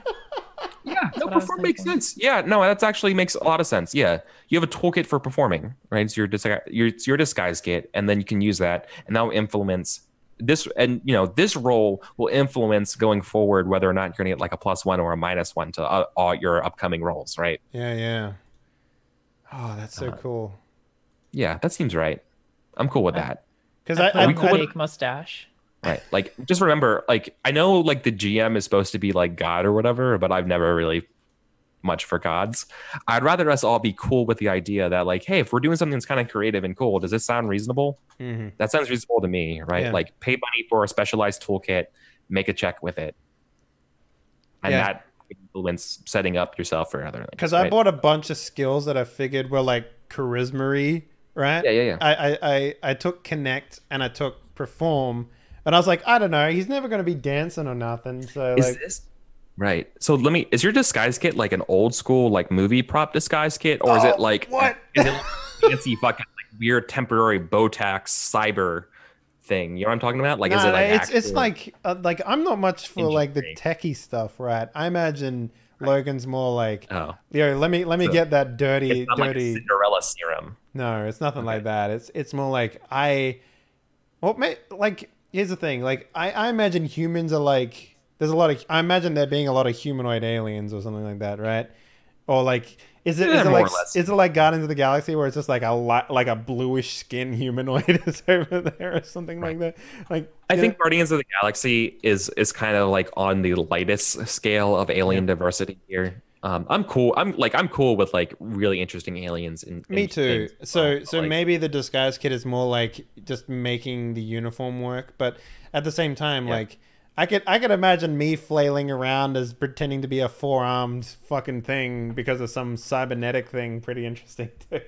yeah, right. Yeah, but I imagine right now, at least, because that seems like a really expensive thing. No. Oh wait, dude. I'm sorry. Real quick. Yo. It's not perform. It's a charisma sneak. I say we should go to the browniest tavern we can find and go from Right. there. Improvise. Oh yeah. So you're going to go to the seediest port of call. Ask around. Yeah. Is everybody going, or are you just sending in one so it's less suspicious, right? Oh, it totally is disguise. Oh man, that sucks. Do you mind if I change that then on my character sheet? Yeah, totally. All right, cool. It literally says under sneak, move without drawing notice, roll for stealth, disguise, infiltration. Oh, cool. Like yeah. it literally has it in the skill list. It's like fuck. Okay. Well, yeah. Is lying also charisma sneak? Oh, did we just do that? Like foods. You just like read our mind just a second ago. Awesome. Cool. Perfect. All right. Cool, everybody. We're on the same page then. So that's what it's going to be. I have no problem. We've only played like 3 sessions. If you realize you wanted to do something and you didn't with your character, I'm not going to be like, that sucks. Sure. I only screw you over if it involves money and buying and those types of choices. Those All right, cool. choices. Whatever. I had no idea that you could use sneak like that. That's real interesting. Cool. Cool. Yeah, I'm cool with it too. Right. So that works for me. Pay the money for the whatever it is in the book for a generic toolkit, and it's just flavored as your disguise kit, right? Okay. I assume you keep it on a ship. Yeah, I imagine it's like just like within the armory somewhere. It's like a bunch of like Like, for example, if we all needed to be pesticide agents for whatever reason, we have just like generic uniforms that we can modify to be whatever logo things it needs to be. Yeah, you fabricate your Health costume. inspectors. Yeah, exactly. You know, so we have the technology for that. Right, but obviously you don't. I'm sorry, Kika. What are you saying? I was just saying Eucthenus would want to help with the disguises and stuff. She's really into sewing. Or they're really into sewing. Yeah. Yeah, there's a lot of transferable skills That's cool. between disguises and surgery. Yeah, that's... that makes a lot of sense, actually. I'm totally on board with that. That's fucking hilarious. Nimble hands. Okay. All right, so... Yep, I'll make that change. Eucthenus makes the help roll first, then. Okay. Okay. So sneak charisma? For your help? No, you can do whatever you like, remember? So you can roll whatever you feel like would help. If you think, for example... Are you work? Do you do this as a job? So this would almost be like fixed dexterity almost, if you want to think about it. Yeah, it might be fixed, yeah.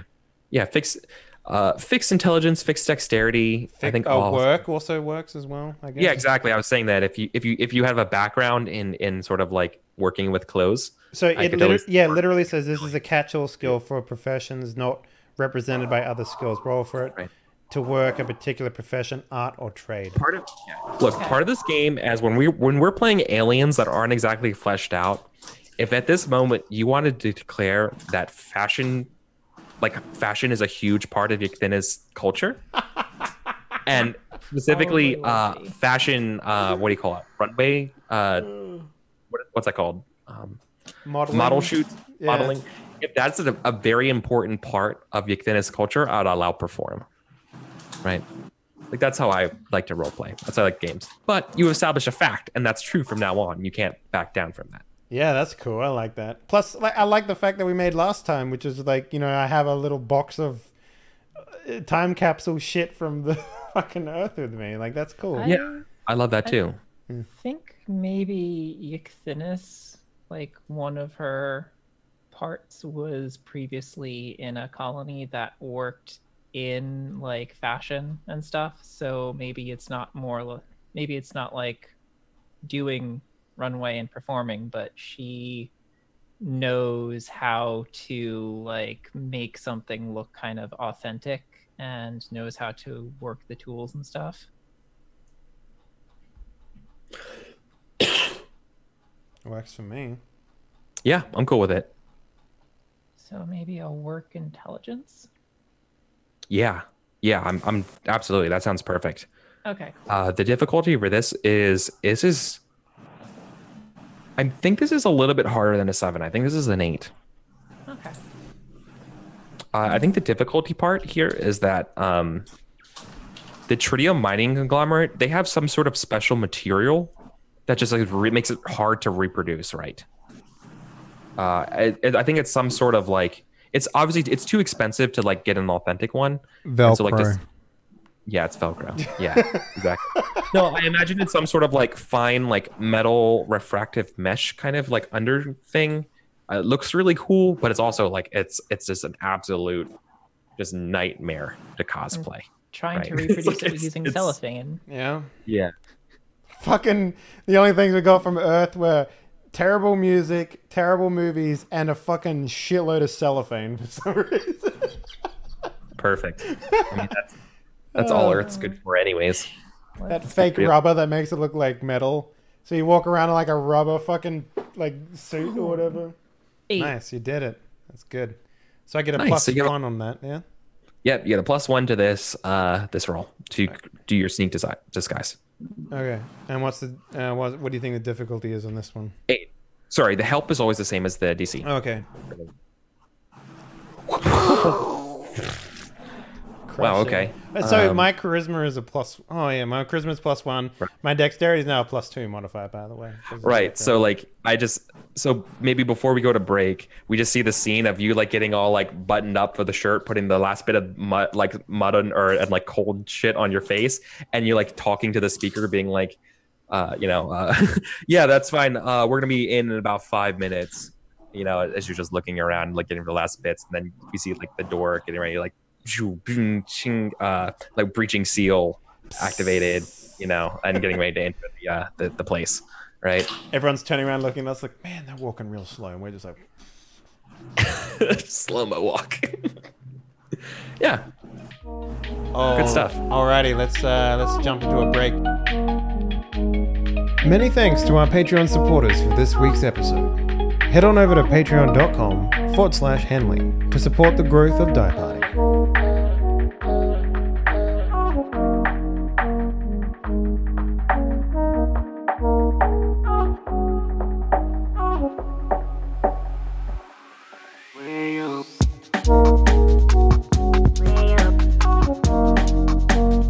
Welcome everybody to Ericsson 8.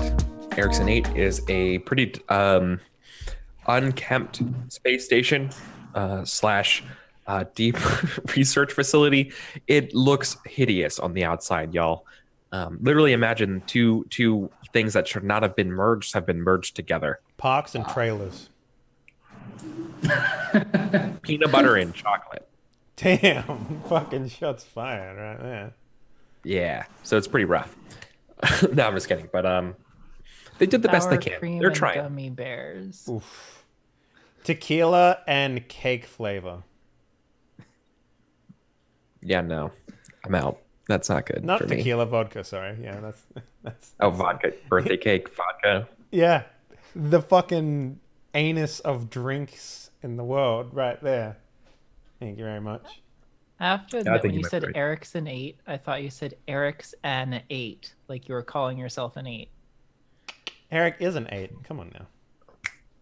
8 out of 7. Damn! Fucking rockets himself out of the stratosphere. Yeah. So yeah, Ericsson 8. It's kind of a hodgepodge place. It's very, for what it's worth, it's pretty cosmopolitan.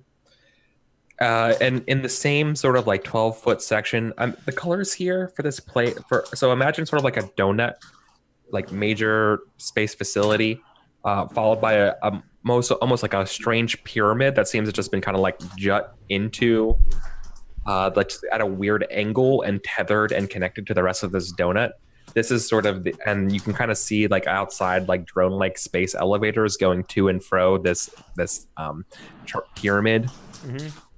The space research facility, and then so essentially like you grafted some sort of like sword tech looking research place on top of this old like TL4E like Earth sort of like round metal space station, and so it's this weird mix of different technology levels, kind of all hodgepodge together. Mm-hmm. And that's kind of what you get from. So like visually it's stark. Once again, the colors here is going to be like mute browns, steel grays, and then cyans.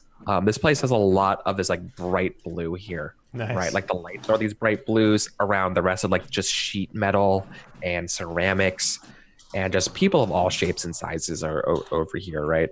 You see a lot of people wearing the same costumes as Logan here, right? Like the suit stuff. Not all of you have these suits, right? You just did one for Logan.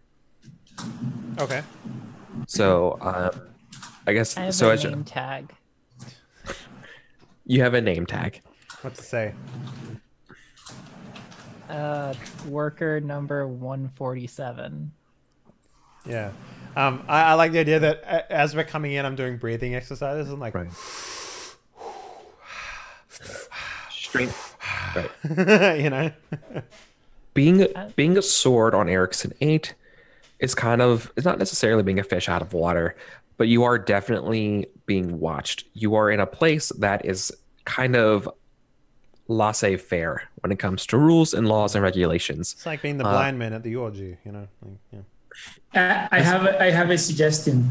I could send a type of distress signal that we're just passing by our fuel, and we just have to stop by to fill our tanks, which may take a day. But I've already got this sweet uniform. That's for everyone else. Oh, for everyone else? Okay. Yeah. Cool. Good. I'm glad you brought that up. See, Derek's a pro role player. I was going to say it's very hard to hide the fact that a sword has landed and docked here. That's kind of impossible unless you were had some sort of arrangement. So they're gonna be the sword, and I'm gonna be like some auxiliary. Right. Like exactly. But what we could do is that Logan and Ictinas get out of the ship, but nobody sees them get out of this ship. Only me. So like I could, like I don't know, like maybe you could just go out and enter through the back door while I talk on the spaceport or something. So my presence wouldn't be so I don't know, interesting, or because I would just be there to fill the tanks.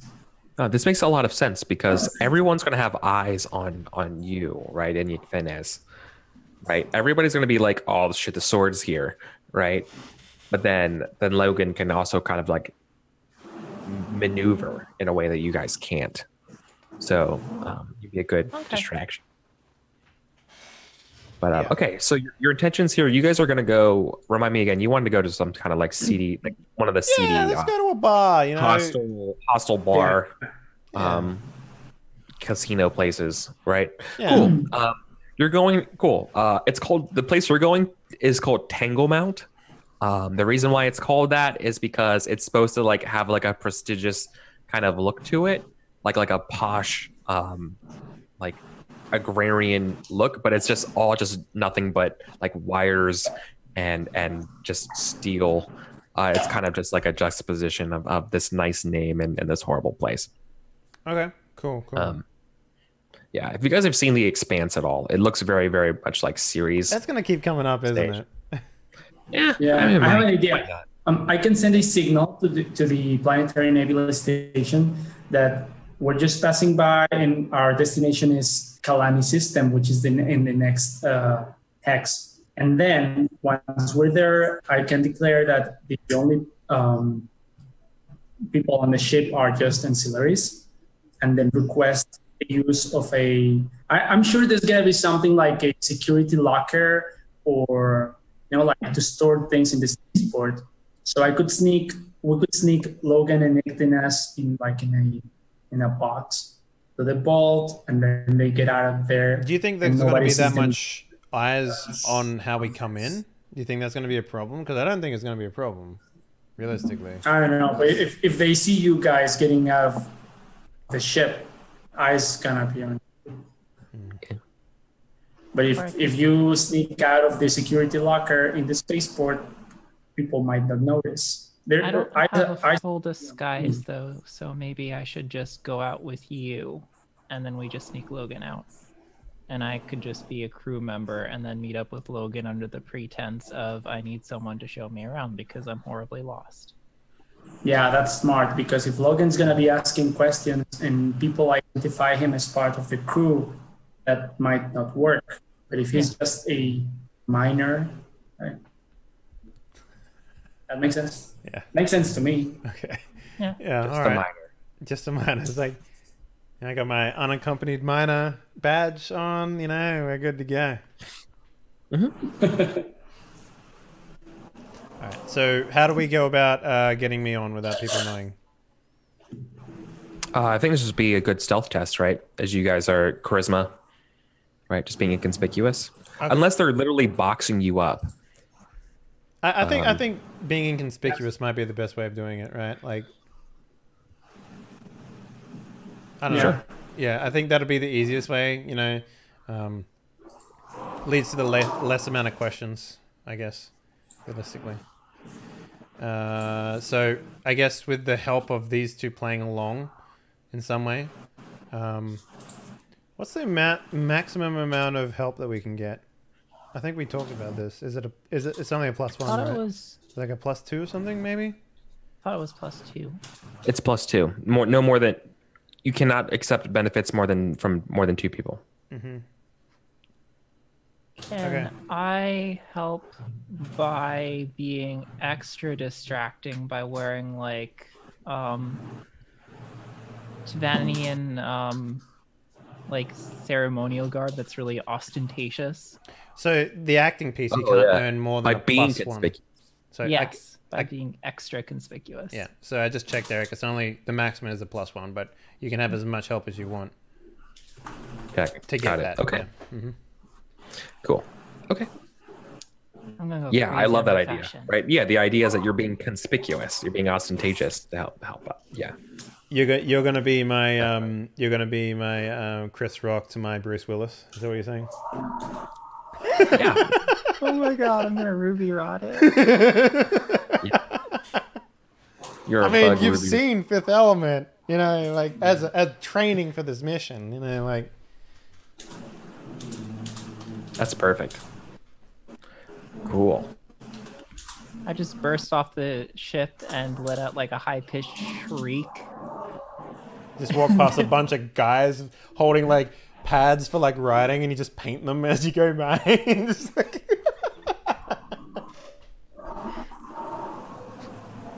Okay. Cool. What the hell role would that be? Oh, Charisma. charisma sneak, Work? charisma work, charisma perform. Charisma works. I mean, because you do have a fashionista inside of you, right? So yeah. you're just Boom, challenging that. 12. Right? All right, I'll take a +1. Fuck yeah, I'll take a +1. All right, so this is sneak charisma to see if I can get on unnoticed, yeah? Exactly. What was the difficulty? Oh, I was going to say the difficulty was going to be 7, so that works out pretty well. Sweet. Total of 8, right? Or no, that includes the +1. Yeah, it includes the Cool. +1, yeah. Well, the help was what you needed. Yes, it was. Cool. Yeah, so you make it there on like no one really picks up on your scent here. You hear everybody talking about the weird the Chavazian on board here and all of the hosts from the Sword. You're getting like a lot of reports and people talking about, like it's because the Sword's here, they're not looking for us, they're just refueling, expect normal schedule of events. Mm-hmm. Like a lot of like assurances of everybody, things are going to go on a schedule. Oh, it's worth pointing out too. Like bison. I'm going to bring like 5,000 credits with me, Eric, for throwing cash. Sure. Just to make sure that I can grease some palms or whatever. So I might not use it, but just so you know, right, I'm bringing it with me. Yeah, you got some rings with you. Uh-huh. Cool. Yeah, awesome. So what do you think your approach is here? Like, how do you find somebody to talk to about this? Or were you looking for somebody from the previous mission, like listings here? So it's a little of both, right? I want to find someone who may like. Here's the thing. I want to find a target, right? Specifically, I want to case a joint. I want to look in. I want to eavesdrop. I want to sit on a bench with a hoodie over my eyes, sort of thing, and find my target, sort of thing. But specifically, in terms of what I'm looking for, I imagine whatever guy set up this mission, to find the sword cache, right? For whatever reason, it's not a thing anymore, right? So they've withdrawn their request. So it's deemed too dangerous. Maybe a guy has fallen under hard times because he maybe paid a lot of money for whatever reason to try and pull this out or find it or something like that. Maybe it's along the lines of the talk of the town right now because I imagine like they cracked open something and whatever's inside of it is being very territorial or whatever. Like there's probably information about it somewhere. And totally. Yeah, what I want to find is either someone connected to it who's down on their luck and drinking their sorrows away, or someone who happens to know someone that's a friend of a friend sort of thing, that sort of situation. Right. Yeah, no, that's perfect. So I think you start here. I think that's perfect. So you're at the bar and you're just eavesdropping, listening around. Mm-hmm. Someone's story definitely picks up, gets your ear, and it's the story of a doomed crew of explorers near in a undeveloped part of the planetary nebula. Mm-hmm. They're exploring and they're talking about how like all of a sudden alarms going off, lock-on signs, and like they're telling the story. It's getting your interest here. Yeah. And this guy apparently is the sole survivor of an attack by what you could describe as some sort of like homing photon beam weaponry, some kind of like automated drones that were either like cloaked or made of the rock itself. Yep. So here's what I do. They got out of there as fast as they could. Here's my approach, Eric Belgaris. Yeah. I walk over to him, a bit slurry, from alcohol that I'm putting on, and I walk over to him like, I have a friend who says that there was 5 people who made it out of there alive. Why are you telling lies? Yeah, definitely that couldn't end bad at all. Disrespecting the dead or anything or somebody. Yeah, okay, we'll see. Trying to get him to clarify my misinformation by giving me more information. Yeah. Right.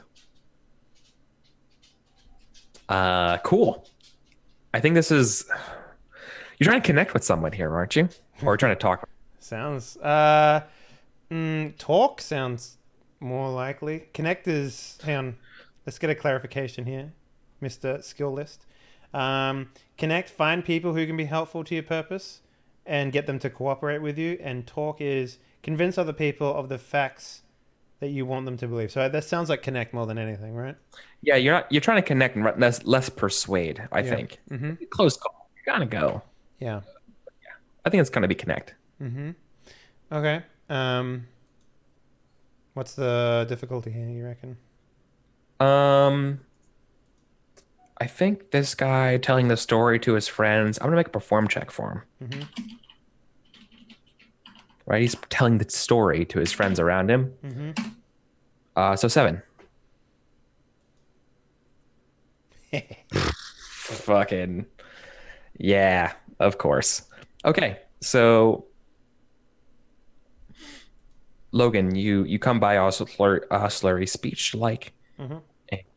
Intentionally trying to provoke him into correcting me, right? So right. He looks you up and down and says, "You weren't there." This guy has also been hitting the sauce a little bit. Says, I wasn't there, but my friend, he said that 5 people made it off, and that he was one of them, and he made it off, and he's still alive. So it was just me. Boy, he says, like looking at you up and down. This guy is like I don't think he's ever seen you before, right? Mm-hmm. But like you have weird skin. I imagine this guy's like purple skin. Yeah. Scales. Yeah. Hard out and exterior, 3 eyes. I think like a purple. Like I was kind of thinking like purple skin Rhodian in my head right now. Yeah, that's what I was thinking too. Yeah. That's actually okay. Perfect. Sticky little fingers. He looks you over. And says, There were only 5 others on my ship, and none of them made it. I barely got in the refrigerator. I sit down at the table right now, Eric, and I put my cup on the table, and I lean forward and say, are you telling me that Banikla was wrong? Is that what he's saying? Because that guy, he says a lot of things. You must be new. He's like, you must be new here. Yeah, Baniklo takes everyone for a ride. Don't feel bad about it, kid. And yeah, he's kind of warming up to you, right? Yeah. Is that so? What's the deal? You said there's like drones that shoot cannons at people. Yeah. He looks you over and he's like, you didn't hear the first part? No. Yeah. Some sort of sword array activates when you get close. Never had a chance. Why are they hiring people to get in there? Why are they sending us blue bloods over there? Huh? No, cyan bloods is what I would say, actually. Yeah. Why do you think, mate? We're expendable. That's not. You get danger pay? Is that because that sounds like something that I would want for paying me? Of course it was. It looks like, of course it was danger pay. Don't ever accept. I'm gonna tell you a word of advice. This job, you might think it gets cushy. It only gets more dangerous. When offered danger pay, you accept danger pay. Would you be able to like put in a good word for old Hilton here? and let me get in on that cannon stuff. Oh, that stuff's gone. So no, as soon as whatever happened to us, that was it for that mining company's cording that place off. You can't get there. You can get there if you try hard enough. Who told you this? Who was it? So that's interesting because it's technically nobody. Yeah, so like he's gonna look kind of incredulous, like, Christ, is this your first day? That stuff's up on the Tritium hub map. See that? And then like he like pulls out his like a little like data pad or something like that, and like just fucking idiot, and it shows you this map. Like, look at that, look at this red circle, like, and you kind of see the planetary map, and you get an idea. It's like, look at that, no fly zone, and like you definitely see like sort of like red cordoned off area, signifying like a dangerous spot. There's other like dangerous spots in the planetary stuff, but that one is by far the biggest zone. Okay. So I sort of like I do the thing where I like sort of like lean over his shoulder and sort of pull it towards me, sort of thing. Like imagine like someone who's sharing binoculars, but the cable's still around the other guy's neck, sort of thing, you know. So and sort of just looking at her, I'm like, so we can still get in there, yeah. So you're saying if you have a death wish, I just want that danger pay. Look, I got like 14 kids, man. We pink skins, we breed like space rabbits. Don't worry about it. They're hungry too. takes like a whole cartload of cabbages to feed my kids. God. Looks you up and down. Is like, it's disgusting. So you gave birth to 16 kids, and then you have to go in the mines? 14 of them died during birth, so it's just a numbers game with us, you know. Understand. Are they gonna?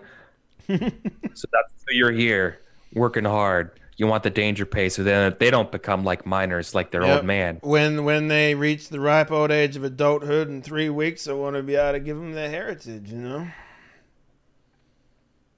Ah, so you're a family man. And I am. And he looks over to his buddy here. And he's like, "Hear that, Quill? This guy's a family man. Good for him." Yeah, he's like, "Good for you, man. That's a good job." Yeah, and when I die from old age in 3.5 months, I'll have everything to give to the kids. So 3.5 months. Mm-hmm. That's why we have so many. That's why I want to take that danger pay. Family man. Y'all are rabbits. Yeah, cool. There's been no need for a talk roll yet. But is there anything else you wanted to know out of these people? Like, because they're kind of just telling you like things like on the down low information. It's not like they have like access to any like specific records, right? You're at a bar. I want to know how he knows what rabbits are. Yeah, I think he's just like going along with what I'm saying by the sounds of things. Yeah. Specifically, I want to know which way they went in, because there might be more than one way to get in. Because obviously there wasn't a name and a face that told him to go do this. By the sounds of things. Yeah. No, it was just the company told him to be like, yeah, just go out here. Yeah. Apparently there's some sort of rich vein of something. Yeah. Some steward stuff down here. So if there's maybe like a back entrance or some shit that they haven't looked into, potentially. Oh yeah. Oh, that makes sense. That's probably covered in their story, right? They approached it Nebula side, coming in from a job on near the core, collecting some diamonds, and that's what they struck. And the other thing is, they said that the drones were made out of the same rock that they were drilling into. Yeah, they seem to come out of nowhere. Okay, and what do they use to drill into the rock?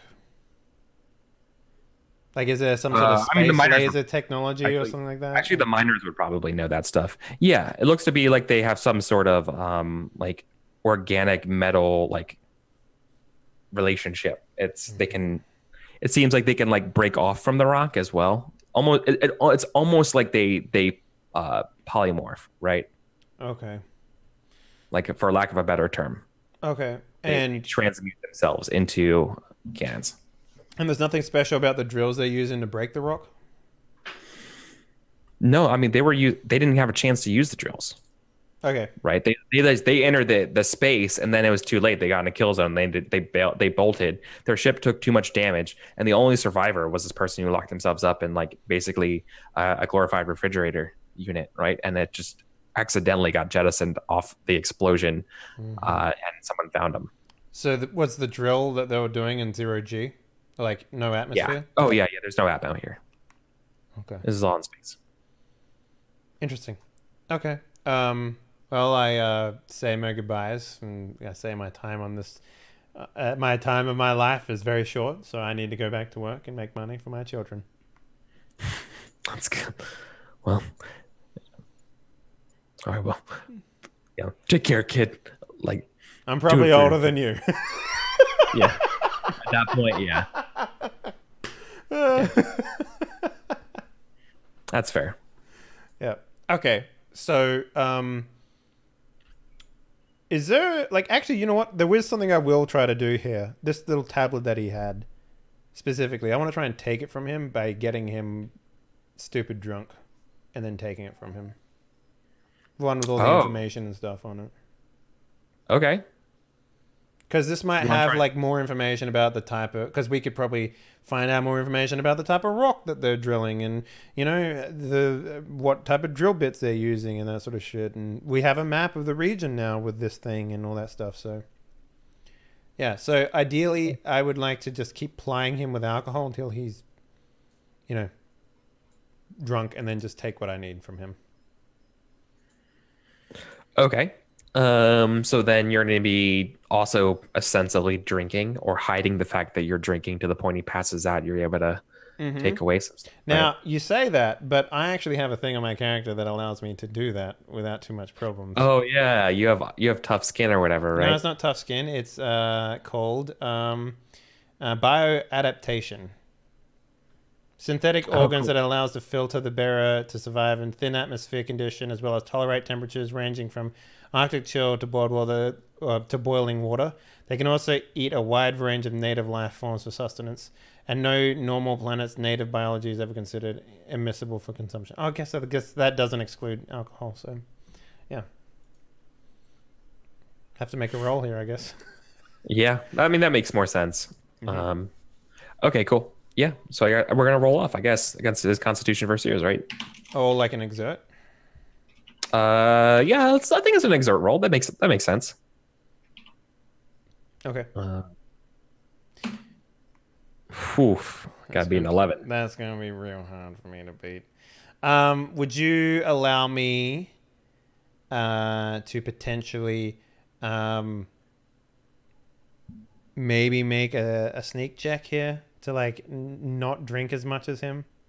No, you don't get to renegotiate after you saw the difficulty class. You're in this. All right. Okay. Fine. Oh, damn. So close. You can do it. So, you think he's passed out, right? And you go to take it. And then, like, he goes, "Hey, what are you trying to do?" You know, and he's clearly, like, angry. He thinks that you're trying to steal that stuff, right? And now he's getting angry. And it's kind of maybe causing a little bit of a scene. It's because of your rapport. There's a chance you could salvage this. Yeah. Right. Like, but I'm just trying to buy her another round. You know what? I turned around and was like, "How much for a shot for everyone?"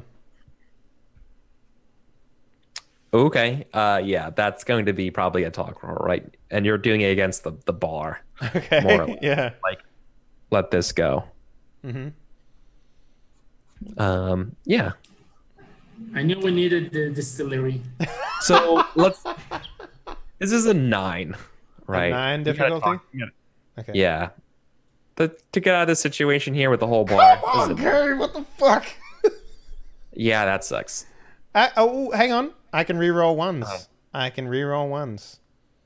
I have diplomat.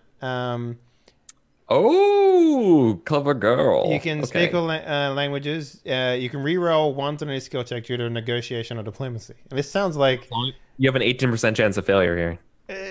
Okay, so I need a 2. Yeah. Anything you need anything but a 5 or anything but a 1. Whoa. Fucking there's a huge level of tension at the bar, right? As that happens. And then he's like, yeah, sure, what the hell? Yeah, that's all right with me. Yeah. Uh-huh. Hey, it's because of Family Man, everybody. Family Man over here. And I got 3.5 months to live. yeah. So you don't get the data pad, right? But Okay. you do stop something from happening at the bar. Me right? having to shoot literally everyone on this asteroid. Yeah, or you getting shot. So that's good. Eric, I'm impossible to shoot. My armor class is 18 when I'm in the nude, okay? Okay, that's nuts. Yeah. Okay. I can run around in low atmosphere in the nude and be shot by lasers and still be fine. Somehow, that's my character, so... Yeah, that's kind of insane. Yes, it is. Okay. All right. So, yeah, I stumble back. I like the idea that we have, like, a meeting point, and I'm a good 45 minutes late. All right? Oh, yeah. Like, I love the idea that that's the thing. So you're from Star Wars. That's me. And I stumble in. I'm like super fucking wasted. I'm like top 10 level drunk right now. And I walk in. I was like, hey guys. I would tell you guys are like the weirdest family I've ever had, and I've had like one before this, so yeah. Top 10 weirdest families. That's amazing. Yes, you have. Really? You're like the mum and the grandmom and the granddad and the dad at the same time, you thinners. You know that? You're like everyone. You're like the adult. And then I am the oldest. And then we have the baby, which is Benedict, and no one pays attention to him. And then we have the older cool uncle, which is also a robot. That's cool. I didn't get anything. I tried to steal a guy's lunch money, but he didn't want me to. I'm sorry. Why did you try to steal his lunch money? Sorry, lunch pad. His lunch pad? Yeah, it had a thingy and a map on it. Why do you need the map? Because we don't know where we're going, and space is like in all directions. At least from what I understand it.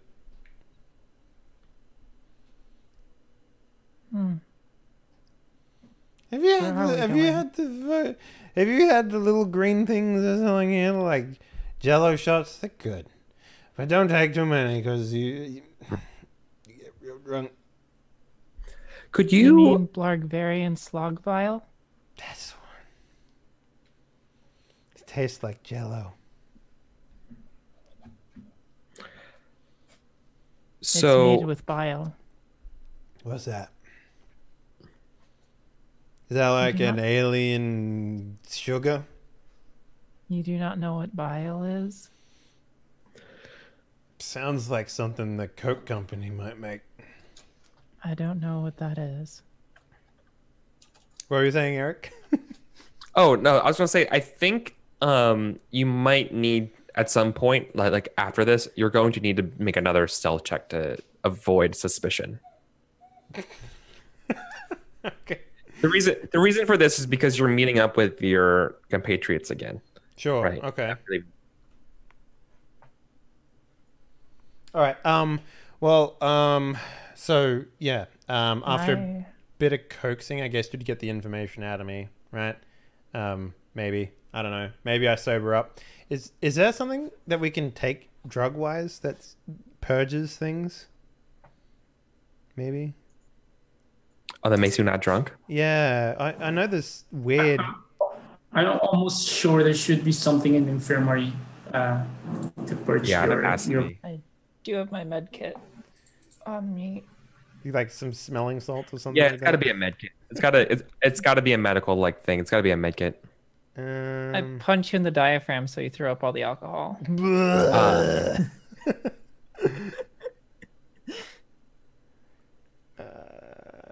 Medical tools and medical. Let's take a look here. Where's that drug at? Wow, you got some wind over there, dude. Holy shit. Yeah, it sucks. Oh, don't worry about it. Infectious diseases. I kind of found out that I think it must be like a small hole on the window frame. It's like it's whistling, something like that. Yeah, that's what it sounds like. That's weird. Yeah, there might be something in here. I'm looking at them.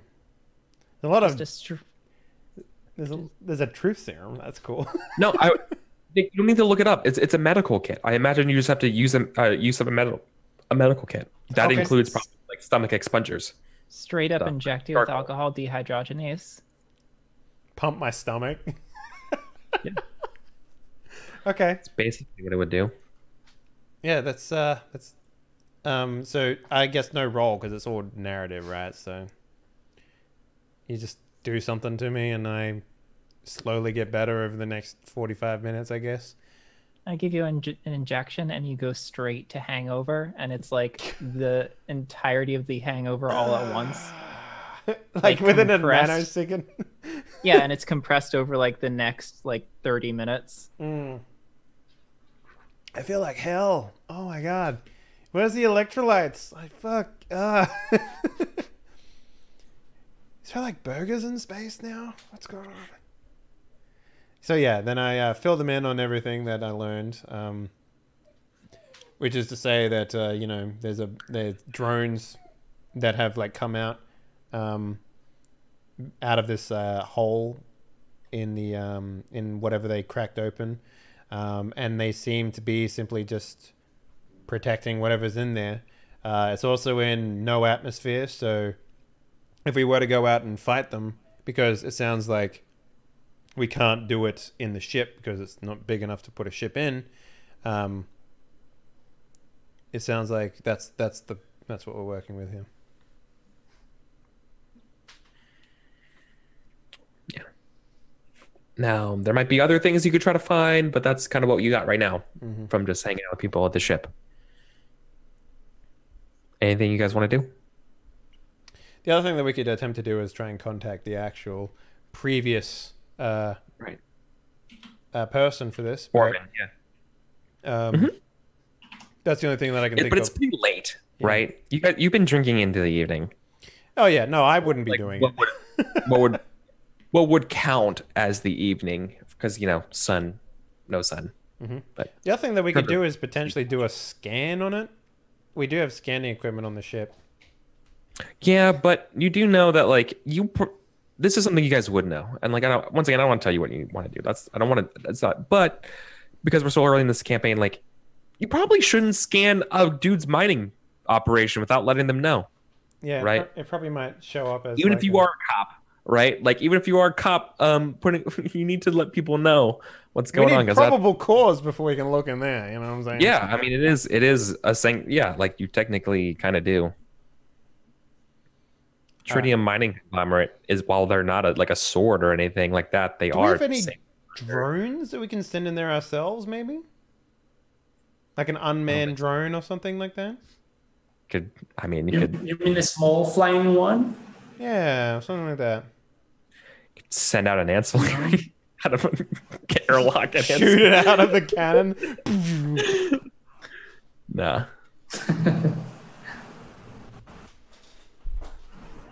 So my dog requires me to lift him up onto the chair all the time. He's like, put me down, I need to poop. He goes and poops. He's like, put me up, I'm done pooping. I'm like, good boy. He can't go that's a dog. down by itself. He can, but he knows that he doesn't have to.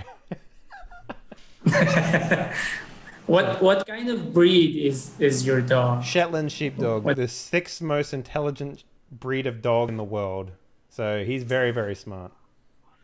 So he really knows you are his slave. You have to put him on in the chair. No, I've put him in his place before. That's how it works. Yeah. Smelly doo-doo, Ronan. Anyway, so what's our plan? Do you want to send a drone in there, or do you want to wait for the morning before? I say we send the drone. All right, that works for me. I'm assuming we have like small flying surveillance drones. No, drones are their own thing that we would have to purchase. Where are they? Are they the equipment thing? Page 80 is where you get the drones from. Oh. And there's actually a piloting check that you need to make in order to make that happen.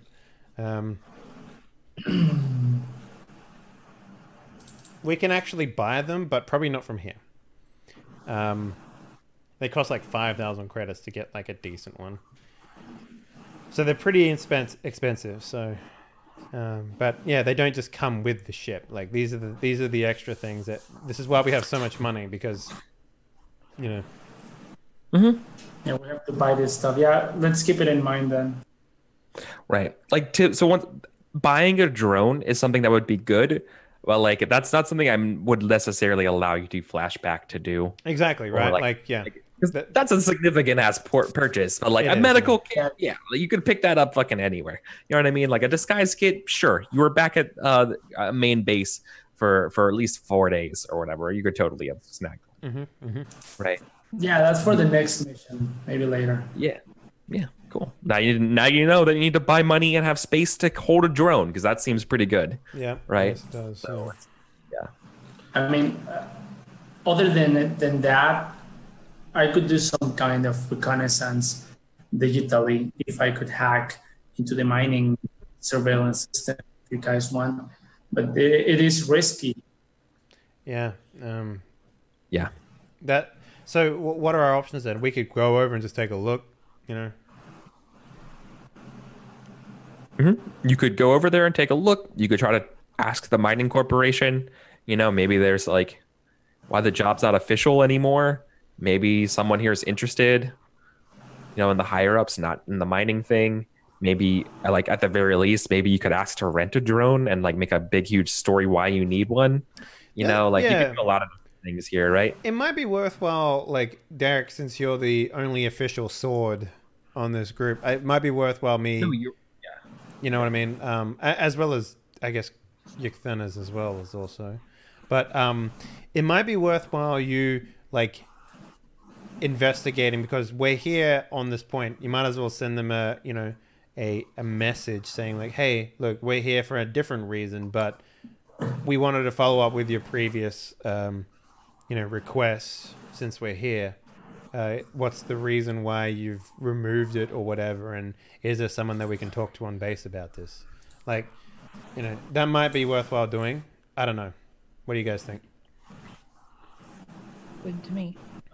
I think it would be worth it to send a message to the Tritium mining conglomerate that, well, just exactly what you said, that our purported reason for being in the spaceport is not true, and we came here unconspicuously to speak with them privately and know why they withdrew their request, and maybe they'll open up.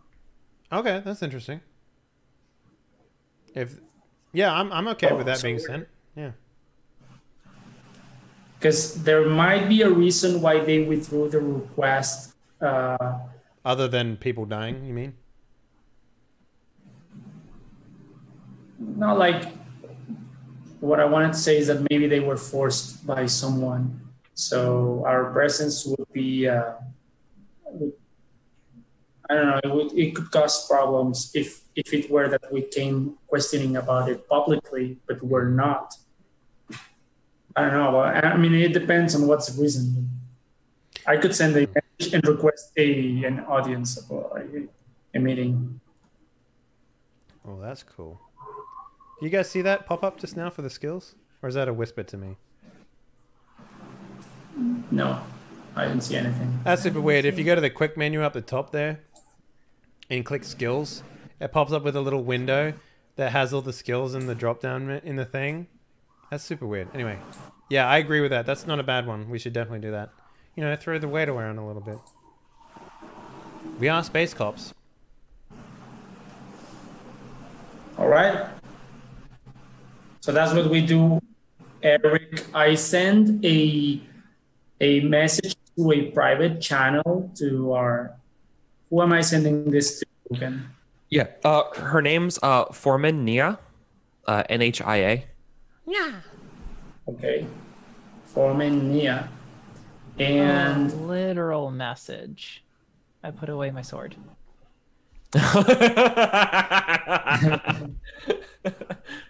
she must be aware that we're here. So my message states that our reason for being here, which is refueling, is just a cover-up, and we wish to inquire about their request withdrawal and request a meeting. Okay. We're sending this through a private channel, so publicly we're still here only for refueling and maintenance. Okay. Yeah, so is the danger here? Are you trying to do this so no one else sees this? Or you want to get them to believe? Only my intention would be that this person gets the message. Okay. Then this sounds like a good connect roll, right? Maybe like connect intelligence. It sounds like that. Do I roll it? Right. I can help. Maybe I can see if there's like an underground channel that I can connect with her. Somehow. Here's a question for you guys too, and this kind of matters. Remember, Logan, it took a while for you to you were drinking all night and that kind of stuff for these people. Are you doing this night, sending this message, or are you waiting a couple hours for the day cycle to come into effect? Because I'm keeping track of time, right? And I want to know if you're doing this the next day or not. It might be worthwhile doing it the next day when she's theoretically up and about, because then we wouldn't be disturbing her sleep, right? Unless maybe it might be the good time to do it, like going to her sleeping quarters specifically, right, and delivering the message that way might also be a way to avoid any sort of issue. Or I mean, because we could do it like this, right? We know that she's in her personal quarters now, potentially. Like, has the highest chance of doing it. So if I help by finding potentially what her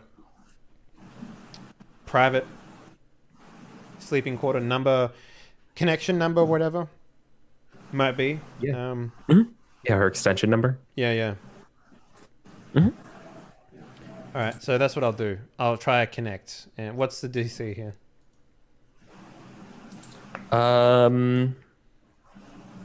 For you here, 7. Okay, so this is to help Derek send the message. Oh yeah, that's still a 7. Still 7. Okay, so you get a +1, Derek. Basically, I keep inquiring about it, and maybe she's like, maybe I found like a friend of a friend of a friend or something like that, and managed to If you ever needed to move or talk to somebody on base, Logan's your guy, right? They were able to help you out and move through physical space wherever you needed to, inconspicuously. All right, so connect charisma with the +1. No, connect intelligence or charisma, whichever one you'd prefer. If you wanted to send a message. Okay, then intelligence. Where is it? Yeah. And +1. There you go. Hey, you got it. Cool. Looks like that helped. It was good. Yeah. Close. Yeah. Awesome. So what do we get as reply? Right. So they're here. They're not. So they know you're not here for the mining corporate relations job. Now, did you admit that you're here about the field and the asteroid? Yeah, I think the message was something along the lines of, we're here officially under another reason, but we wanted to follow up with your previous posting about this sword tech uncovering. Right. That's correct. Yeah. She said, yeah. So then she's going to give you the sort of reply that there's more to it because you succeeded. But she does say, I wish I could do more for you. That job has already been denied by my employer. So that sucks. Right. But like she says that as because you have done this before. Read right. between the lines sort of thing. Yeah, this is between the lines being like, wait, are you being serious right now? Or are we doing this thing? Right? Or is this you know what I mean? Like the double speech here. The double speak here is are we doing this under the table right now? So I love the idea that I'm like, sword. Here's what you write in the reply. Tell her that if that's the case, then we have some official documents she needs to sign in person to clarify the withdrawal of that particular mission. Fucking perfect. That makes sense. Yeah. Yeah, you can get a +1 regardless because that's like an amazing cover story. That's perfect. Yeah. Sweet. Am I to So I'm seduce rolling this one again? as well? What was that? Am I to seduce this one as well, like last time? We're holding your knives. I was like this. Is seduction necessary?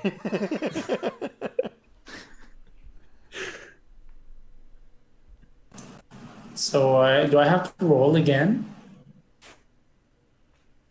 Yeah, because this is actually a talk roll though, because now that you've made communications with them and it looks like all orderly, doesn't look dangerous or anything like that. Like you have this private talk. Now you're like, let's do the meet, right? Let's do the kind of thing. And so this is your last roll for like getting like till we get to talking to them and stuff, right? Like this is the last set. All right, since we get a +1 regardless, can I assist to give him another +1?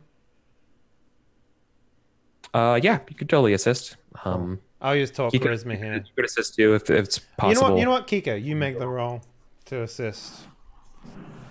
How are you going to do it? With seduction? Yeah, seduction. Is that what? I hear you like bug people.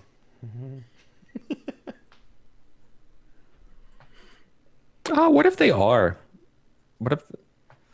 Hey. Yeah, maybe they are Chavazian. It's not far fetched. Yay! Work charisma for seduction. Because that's in the wheelhouse of my job. It's a great job. Yeah. Okay. You're able to flirt with the foreman, so it looks conspicuous enough here. Okay. So it's a +1. Inconspicuous. Yeah. +1 so like from the help. What I'm saying, right. So what I'm saying here is if anyone sees anything that's going on, it just looks like, oh, they're doing some sort of romantic thing, whatever. I like the idea. Right, it's just like some sort of bird mating dance thing. So either A, no one sees you, or B, and if they did, that's the immediate impression, and it's like not an issue. So like this is never going to get reported or recorded to anybody. And we both like turn to that person like, don't look at us. It's a special moment. Perfect. All right. So it's kind of like they were sexting or something. Double entendre sexting, like there was like an eggplant emoji thrown in there. and a lot of knives. Right. A lot of knives. So this would be. Can it be a dark intelligence, or is it charisma? Well, I mean, this is very official sounding, right? So. Yeah, I could totally see intelligence working out here. All right, and I get a +2, correct? Yeah. All right, let's go. That's a 7. Hey. Oh, hey, good roll. It sounds so boring and dry that no one gives it a second look, right? Like it's like the most. I sent them. I'm probably gonna send 5 sheets or like 10 sheets of like all bureaucracy, red tape and stuff. Yeah, like we're really sorry, but we have to get your signature on all of these papers. And we need to be there to witness the signature and all that shit. Yeah, and we have to be there, or else we're gonna be fined, and you might be fined too. And if you try to counter the fine, it's gonna take months. We need a notary. We have one on board, and we're willing to waive the fee and the fine print has its own fine print. Yeah, like I'm falling asleep listening to you. Or I guess that. Right. Exactly. Perfect. Yeah. So we all get the same impression here. So on the surface level, nobody knows. Cool. So we got to the meat. Yeah. What do you guys want to say to the Chavazian who shows up wearing? So you're wearing the fake costume, right? Mm-hmm. Our disguise. I think she'd be able to see through your disguise as a foreman because her disguise is like it's set up for a Chavazian, so I imagine it's like bright and they're probably blue. Mm-hmm. And she's a foreman, so hers would be clean. Yeah, hers would be clean and like more like at construction sites is the person holding the clipboard, not the hammer, right? So they were like wearing not like necessarily an officer gear, but definitely like I don't go out into the asteroid gear, right? So much more like office official wear. And I am wearing very scandalous clothing, though you don't know that it is because you're not Chavazian. Yeah, it would be very risque. So it's like the shoulders exposed, but everyone's just like, yeah, it's a shoulder. But Chavazian's like, pretty much. You see that fucking angle? You can't do that and not hold a knife. That is salacious. I wasn't flailing knives around. Jeez. I know, but I thought you were, and that joke is official. I'm sorry. It's not foreplay unless someone's life is in danger, Eric Bulgaris. Okay. Just like don't king shame. The praying my mantis. Antenna are you know what I'm accentuated. I have antenna extensions on. Perfect. I wish I could do the sound effect of like the antenna being twanged like. We like your costume. They say to you, Logan. Do I recognize her as the foreman? Yeah. Okay, I was like, oh, thank you. That's my respect. Yeah. It took a lot of work to make sure that no one noticed. So I'm surprised that you noticed. Well, I can always tell a very fine Chavazian's craftsmanship. And your Chavazian is exceptional. And like you get, and then she like points out or they point out something about the stitching. Like you couldn't help but like make a little like thing that no one would ever notice in a cajillion years. But there's something about it that is definitely. I was like, oh, it's too well done to be a mining thing. It looks like it's the work of a surgeon. Maybe it's something like that. I've never looked prouder in my life. Yeah, but there's no facial change whatsoever. Yeah, it's like a different. It's like a different pheromone or something like that no one smells except for her. Yeah. Yeah, it's like, yeah. I'm thrilled. Yeah. I am devastated. Yeah. So anyways. Tell my wife hello. Okay. Yeah. So, yes, we are Foreman Nia. It's a pleasure. I hear that you have drone problems.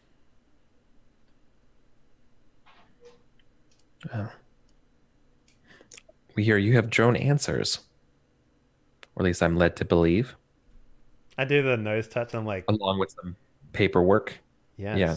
I like push over like the 35 pages of documents that we prepared for her to like meticulously sign as we wait here. I offer her my personal pen. Oh, damn. Is it like... We can talk. We can... Yeah. Please. No one comes to my office. We have permission to speak frankly here. Okay. I want you to know if you're going to do this, I would like 50% of whatever you find. I'd like to make a negotiation check here, Eric Bulgaris. Yeah, we're definitely getting into negotiations. Yeah. So that is a talk, yeah? So I sort of look at her and I'm just like, Now, are you going to set the difficulty on how much I negotiate her down? Is that how we're doing this, or how do you want to do that? Yeah, that actually sounds really good. Yeah. So obviously, like, she does not expecting to get 50, right? Like that's just standard stuff. What you can kind of expect here, this is probably something like I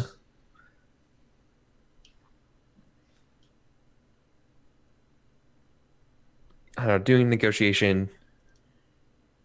Would she tell you what she knows about that place yet or not? Nah, let's just do the negotiation roll, and that'll help color how much information you get. So I like the idea that I'm like, drinking water. She offers like alcohol. I was like, I'll take a sparkling water. Yeah, like yeah. I like the idea that the smell makes me drunk again. I don't know. Yeah, or like nauseous from just hearing it. So I say to her, look, the general fee that we work with as swords for recovering this sort of technology and removing it from your personal workspace, you don't generally take a percentage from that. What we are willing to overlook is we're going to give you 15% of the recovery fee since you've taken it off. And this seems to be something that you obviously want off the books, which we can commend with. Keeping sword tech off the books is generally the way to go so that we don't find any sort of piracy or whatever happening here. On top of that, we're willing to allow you to continue mining operations within the affected region so that you can continue to make profits on that particular space. Otherwise, that would be quarantine, and that would be sword. What was the sword name? Sorry, hang on, I have it somewhere. What was the sword's name that we went with? Atagaris? Atagaris, is that what we're going with? Yeah. You mean the sword of Atagaris? That's the name of our sword. Yeah. Yes, Otherwise, that would be Atagaris property, and you would lose all rights to mine there. Did you mean the Solar? The Solar, yeah. Oh, Helix Leviathan. Yeah. Helix Leviathan, yeah. That'd be the Helix Leviathan territory, and you would be unable to mine in those regions anymore. That does sound well and good. But then I guess you would lose out on any sort of extra assistance I was going to offer, but and make your haggling roll. Can I help? By being sexy in the background. Oh yeah. Oh yeah. Four daggers come out of nowhere. You were distracted. And if there's any extra assistance that shoulder blade you is need from exquisite. us, feel free to let us know. I'll even throw in banging my companion at a no extra rate. Wait, what? This one spoiled the mood. I don't actually say that. But so what's the DC here that you need to beat? So you're talking down from 50% to 15%. Mm-hmm. But they also get to mine continuous. Not that that's really an issue, but I'm pulling some procedure out of my butt, right? Right. So I mean, like, this is probably something like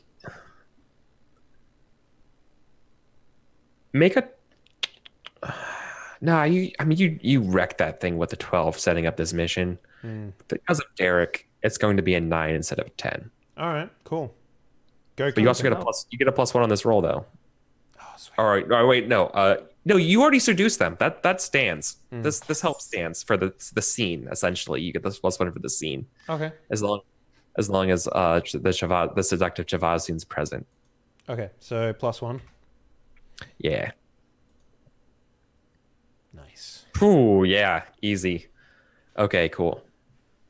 Also, so the negotiations are going well. Yeah, I also like the idea that it's like it would be very important for Solar if you were to be very helpful in this assistance, and you would definitely get due rewards once that process has been completed. But that's up to you.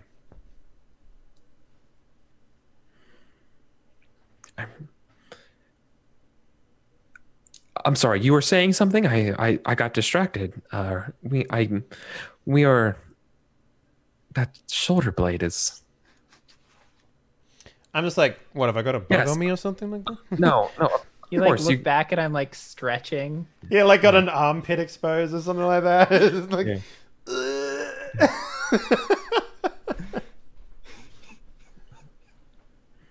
So I think you're able to. They say, yeah. They kind of like hand wave the thing because they're kind of like not thinking about it because they're distracted.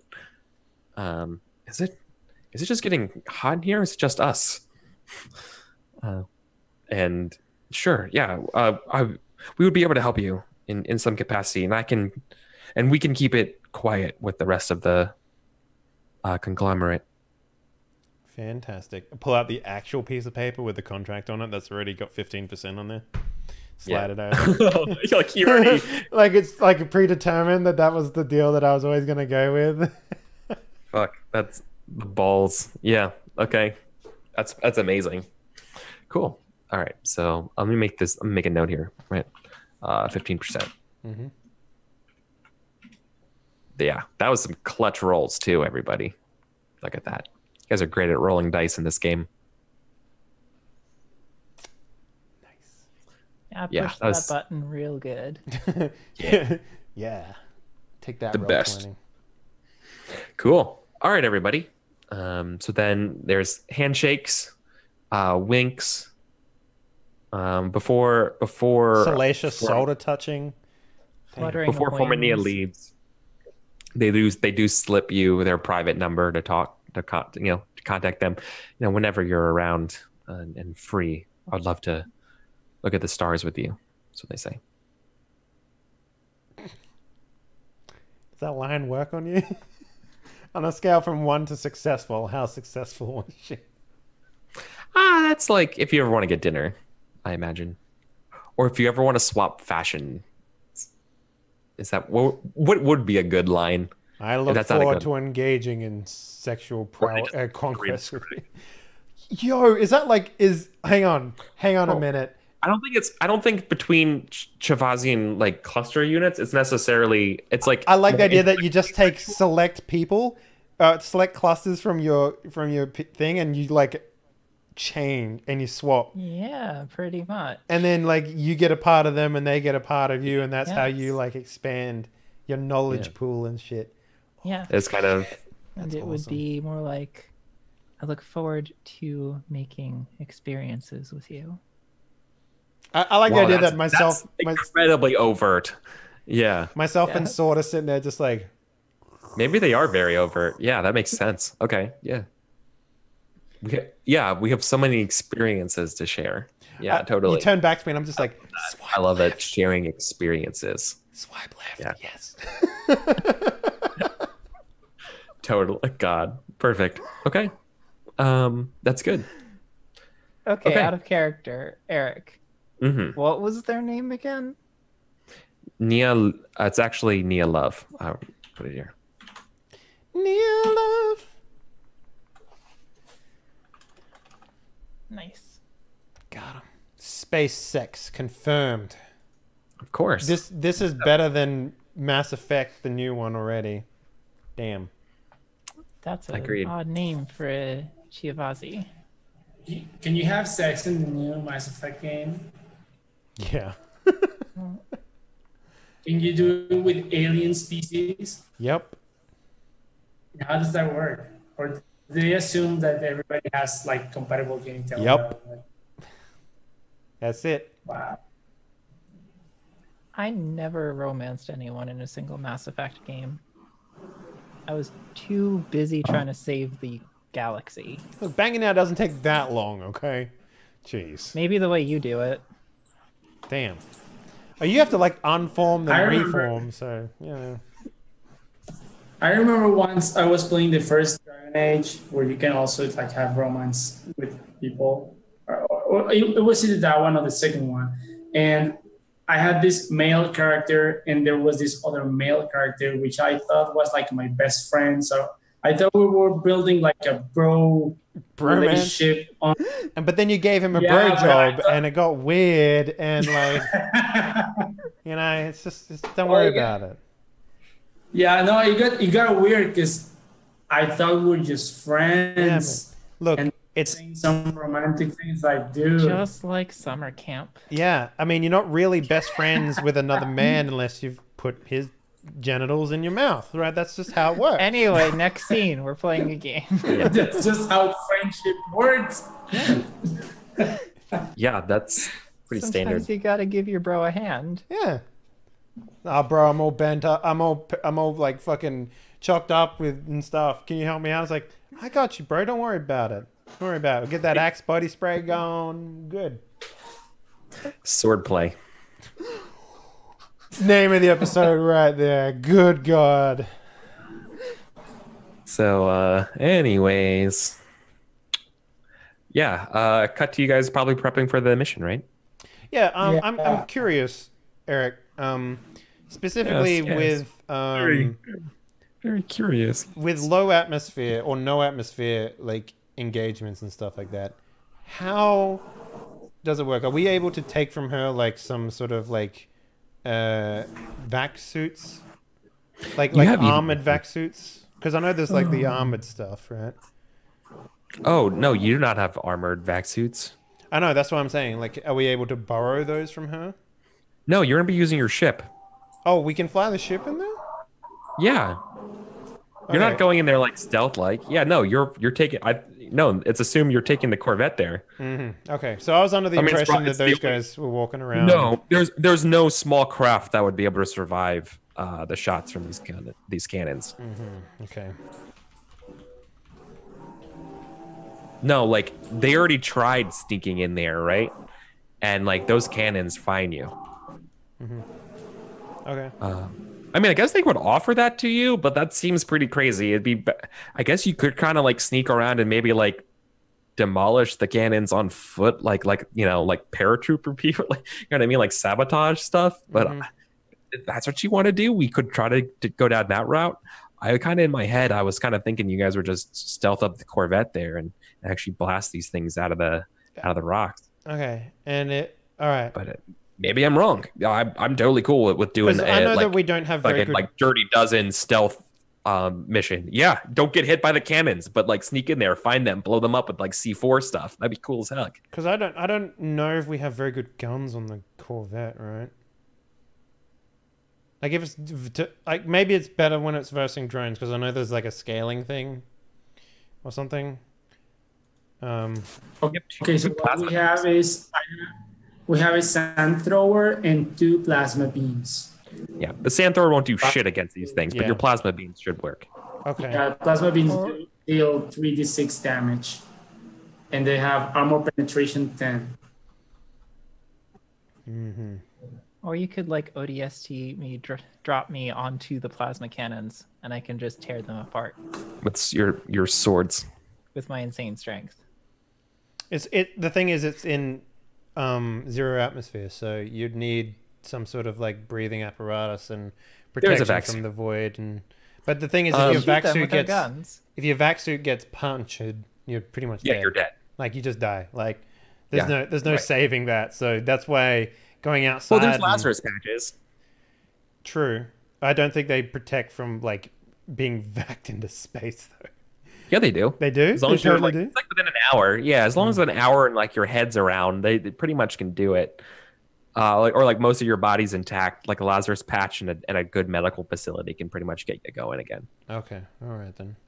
You take a lot of like system stress and stuff. Let's just shoot them with our laser guns. Pew pew. Mm-hmm. Okay. Yeah, it's. I mean, I look forward to this because I think it's fun if I'm like driving, dogfighting, and you two are like using the plasma cannons to bring down this thing. Yeah. I don't know if that works. I think they're on a battery, right? Are they on a battery? You can just shoot them, and I will make. What does that mean if they're on a battery? If You they're can be on on engines. If they're on a battery, it means that you shoot both of them at the same time with the one targeting roll. Oh yeah, it might be your weapon might be 2 plasma beams as the weapon. Let me see. Wait.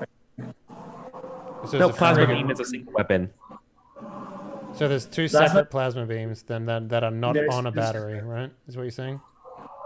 Yeah. All right then. Okay, well, I'm happy either way. I just know that if we go out there in vac suits, we're going to get fucked up unless we have like actual armored assault stuff. So yeah, let's shoot them. Okay, let's do that then. Eric, we're flying in there. Oh yeah. Okay. Cool. So you guys are flying in there. I guess we're gonna get into some ship combat stuff, right? Mm-hmm. Let you guys get close to it. Do you guys want to do anything about like sensory hiding, anything like that? I don't think we have any like stealth tech, do we? Well, you can do stuff like scanning, and it might be able to help you with initiative or trying to ambush something, right? Okay, so ship Do combat. we need any kind of? I'm sorry. Do we need any kind of attachment to do that, Eric? No. I assume you guys have general sensors and stuff, right? Yeah, we do have sensors. So if you go to page 117, guys, you can see all the actions and stuff that you can do. Yeah. And the way that you get command points. Well, this is like before combat, right? Like you could technically do something like spotting things. But yeah, these things do have very, very advanced active camo. Mm-hmm. Okay. That like makes it look like they just appear out of the rock.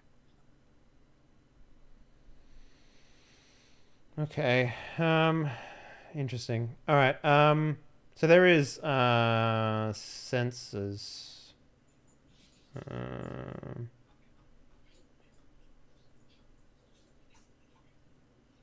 I'm just trying to find where the sensor stuff is. What do we have for the fittings? We have automation support, atmospheric configuration, the spike drive. We have lifeboats, the boarding tubes, armory, ship lockers, fuel bunkers, and that's it. I don't think we have anything to do that with. Ship's been carefully fitted to support non-sentient expert systems. Okay. All right. So yeah, no, we don't have any actual like sensors and stuff.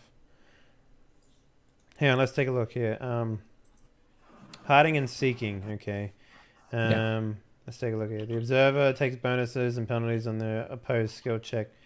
So basically, the modifiers are the common ones. So a frigate gets a +1 if the observer, and the target ship is, so they would be, what I guess, the bigger it is, the less chance they have. So I guess like, yeah. The problem is that this is hard because you're looking for literally stealthed drone, like. So turrets. they would get like a +4. So they have to roll and set they roll, set the difficulty where they get a +4. And we roll and we get a +1 because we're a frigate. So if you want to take a look on that, that's page 112. Eric, there's a table there. Yeah. I see that here. Yeah. So the bigger it is, the less bonuses they get. The smaller it is, the more bonuses they get. So you could generally say they might even get a +5 because they're small and they get because they're smaller than a fighter plane, which is pretty small in the scale of things, right? Or are they about the same size? Hold on a second. Man, he's got the sneezes today. I do got the fucking sneezes today. Thank you for realizing. Fuck, Yeah. I don't know what's going on. Yeah, so I think it's all the cat hair on my mic. Anyway. Yeah, I think if I get a +4 to this, makes sense. Okay, so +4, and then we get a +1. Yeah. Yeah, this is a program check. Okay. So of course our programmer is not here, but I think our sword could be able to do it. Yep. So they have their own programming, and your target ship is a frigate size. Oh, it is? So they get a +2. You're not a cruiser. Oh no, the observer is +, so we get a +1, and the target ship is less than a fighter, so they get a +4. Yeah, I'm giving them +4 instead of +5. Effectively, because you're doing this stealthily and you're working with the mining people, you're enough of their data that gives you a +1. Okay. Right. Sure. So what, a +2 then? Yeah. total. Yeah. Because the observer gets a +1 for just being free. For you, a total is a +2, and my total is +4. Okay. Right. Your actions harm me and my ability. Mm-hmm. Fine. Ooh, 11. I would love to help with a notice roll. If I can. This happens at pretty far ranges. This would have to be something like looking. Maybe you notice rather. Okay, so that doesn't necessarily exclude you, but that would be like you're reading the ship, and there's something about the ship's numbers. Yeah, like that, God damn it, the word is fucking stuck on the top of my tongue. Something strange about the readings, right? There's something I noticed something strange about the readings. So like an intelligence notice check, I guess. Yeah, exactly. Like you're reading the feeds, the scans. You're like, oh wait, what the fuck? What is that thing? Right? Because they're like kind of using active stealth, so it's difficult. Their data is hidden. All right, Kika, do you want to try and assist? Yeah. Notice. Okay, my notice isn't great. So you guys are all like hovering over like the comms and electronics sensors, like trying to like just getting all of this data, and we're just seeing the sort of like proto like bunch of rocks around everywhere, and you're like zooming into these spots, and you're just like hitting the different buttons. You see the little like percent signs going around all the various different pieces of the fragments, and like like all doing all these scans, and we see the little like dashes coming off of the text going down matrix style. Could I maybe use a no to sort of know what would be like most likely and eliminate like the extra data, so it's kind of narrowing down our focus? Oh yeah, that sounds amazing. No? Yeah, totally. Yeah. Oof. All right, Derek, sword, my man, you got to be an 11. We're the +2, so. Sorry, this is a pilot skill. No, this is a programming. Yeah. With a +2 from the bonuses. So, yeah. We might just get. I mean, you got a 1 and a 6, so like. All right, let's go. Oh fuck! God damn! And you just boxcar it. He's 6'6". Damn, dude. That's literally the highest roll you can make. God damn, Derek. Woo! I like the idea that the camera zooms in on these two drones. It's like, so yeah, I was over at having lunch at the rock hole over there, and then I noticed like all these dudes were coming in, so I just shot them with my lasers. It's like, wow, man, you shot them with your lasers? It's like, yeah. I'm sorry, I missed out on that. They're having like a Space Denny's. Yeah, they're having like a cigarette break with each other, just like. All right, so we've got pretty good readings on the enemy position. Yeah. So you guys will have +2 to these things, and that's perfect. So I was talking to Henley, and I think it would be fun if we wrap up here rather than just start combat and then slowly chug for the next 20 minutes. So we'll just hit the fucking ground running next Sunday. Yeah, I like that. With blowing these drones. Next Sunday might be a little difficult because we've got all that E3 shit going on, and I'm gonna be doing E3 stuff. But if you guys want to maybe move it to like another night or something like that, we can definitely look at that. Yeah, cool. We'll talk after this. Or start later. Yeah, we'll talk later. We'll talk later. Yeah. So, guys, thank you very much for watching. Eric, are we going to do XP? Yeah, let's do. We totally have time to do XP. Yeah. Right. So my short-term goal was start the search for sword tech. I feel like we did that, and we definitely made a big chunky move on that. Yeah, you did. You made a lot of moves on that. Talking to people, negotiating, researching. You guys are doing really good. All your roles were really, really hot tonight. It was funny tonight. It was. You guys are doing good shit. Solid stuff. What was yours, Kika? Same. Sweet. Yeah. Derek, what'd you have? Mine was recover the piece of sword tech from now system. I feel like you'd get more XP for that next time. You would. Something. Yeah. If you keep that as your goal, that could be like 2 for sure. Yeah. Okay. And did Zippy write what his was down? I think you have access to everyone's characters, but yeah, let me look at it. Because unfortunately, there's no way we can. Oh, I don't think he wrote a new one. Let me just check his current ones. He doesn't even have I'm any looking goals at on his sheets. So. character sheet. Well, he has Yeah, goals, but he just keeps them private. No, I mean, all he has is the. Figure out All he the has is- uses of the sword tech is what I've got written here. Yeah, exactly. All his stuff is. I'll talk to him afterwards, Yeah, or we yeah. can talk. Or to be fine. Yeah. All right. Cool. All right. So let's do some shout outs and wrap this bitch up. Derek, let's start with you, my man. Where can people find your stuff? People can find my stuff on Twitter at Elven Tower. There's also my website, elventower.com. I do indie fantasy cartography for games like Dungeons and Dragons and similar games, and people have been loving this stuff so far. And that's it. Nice. You can find Zippy stuff over at Zippy_Zipper on Twitch and gaming.exp for his Twitter. Kiko, where can people find your stuff? People can find me here at Twitch at twitch.tv/Kika. That's twitch.tv/KKK, and on Twitter at twitter.com/KikaVO. I'll probably be streaming over my break between terms a little bit of gaming. Maybe I'll go over some of my creation process for Sylvan as I work on that. Nice. Yeah. Make sure you back that up on YouTube or something like that too. Cool. Stand the test of time. Now, speaking about the test of time, Eric Vulgaris, where can people find your stuff? You're muted. Yep, you can find me, everybody, at Eric Vulgaris on Twitter, Twitch, and YouTube. I'm a role-playing game designer, streamer, producer, graphic artist, everything that I wish I could be. It's Henley. Henley's awesome. Thank you so much for running. No worries. Yeah. I love this. Yeah, Stars Without Number is literally my gym jam. Like, so much of it comes flooding back whenever we have conversations in game about what we're supposed to be doing and all that stuff. So I love it. I love it so much. Yeah. Right. Cool. Yeah, and I appreciate you guys indulging me so we can do the. I don't want you guys to sit here and like us get just starting combat for the next 10 minutes and that.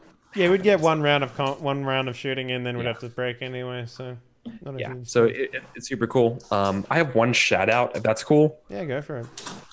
Big Bad Con. It's on Kickstarter. It's a convention October 11th to 14th in Oakland, California.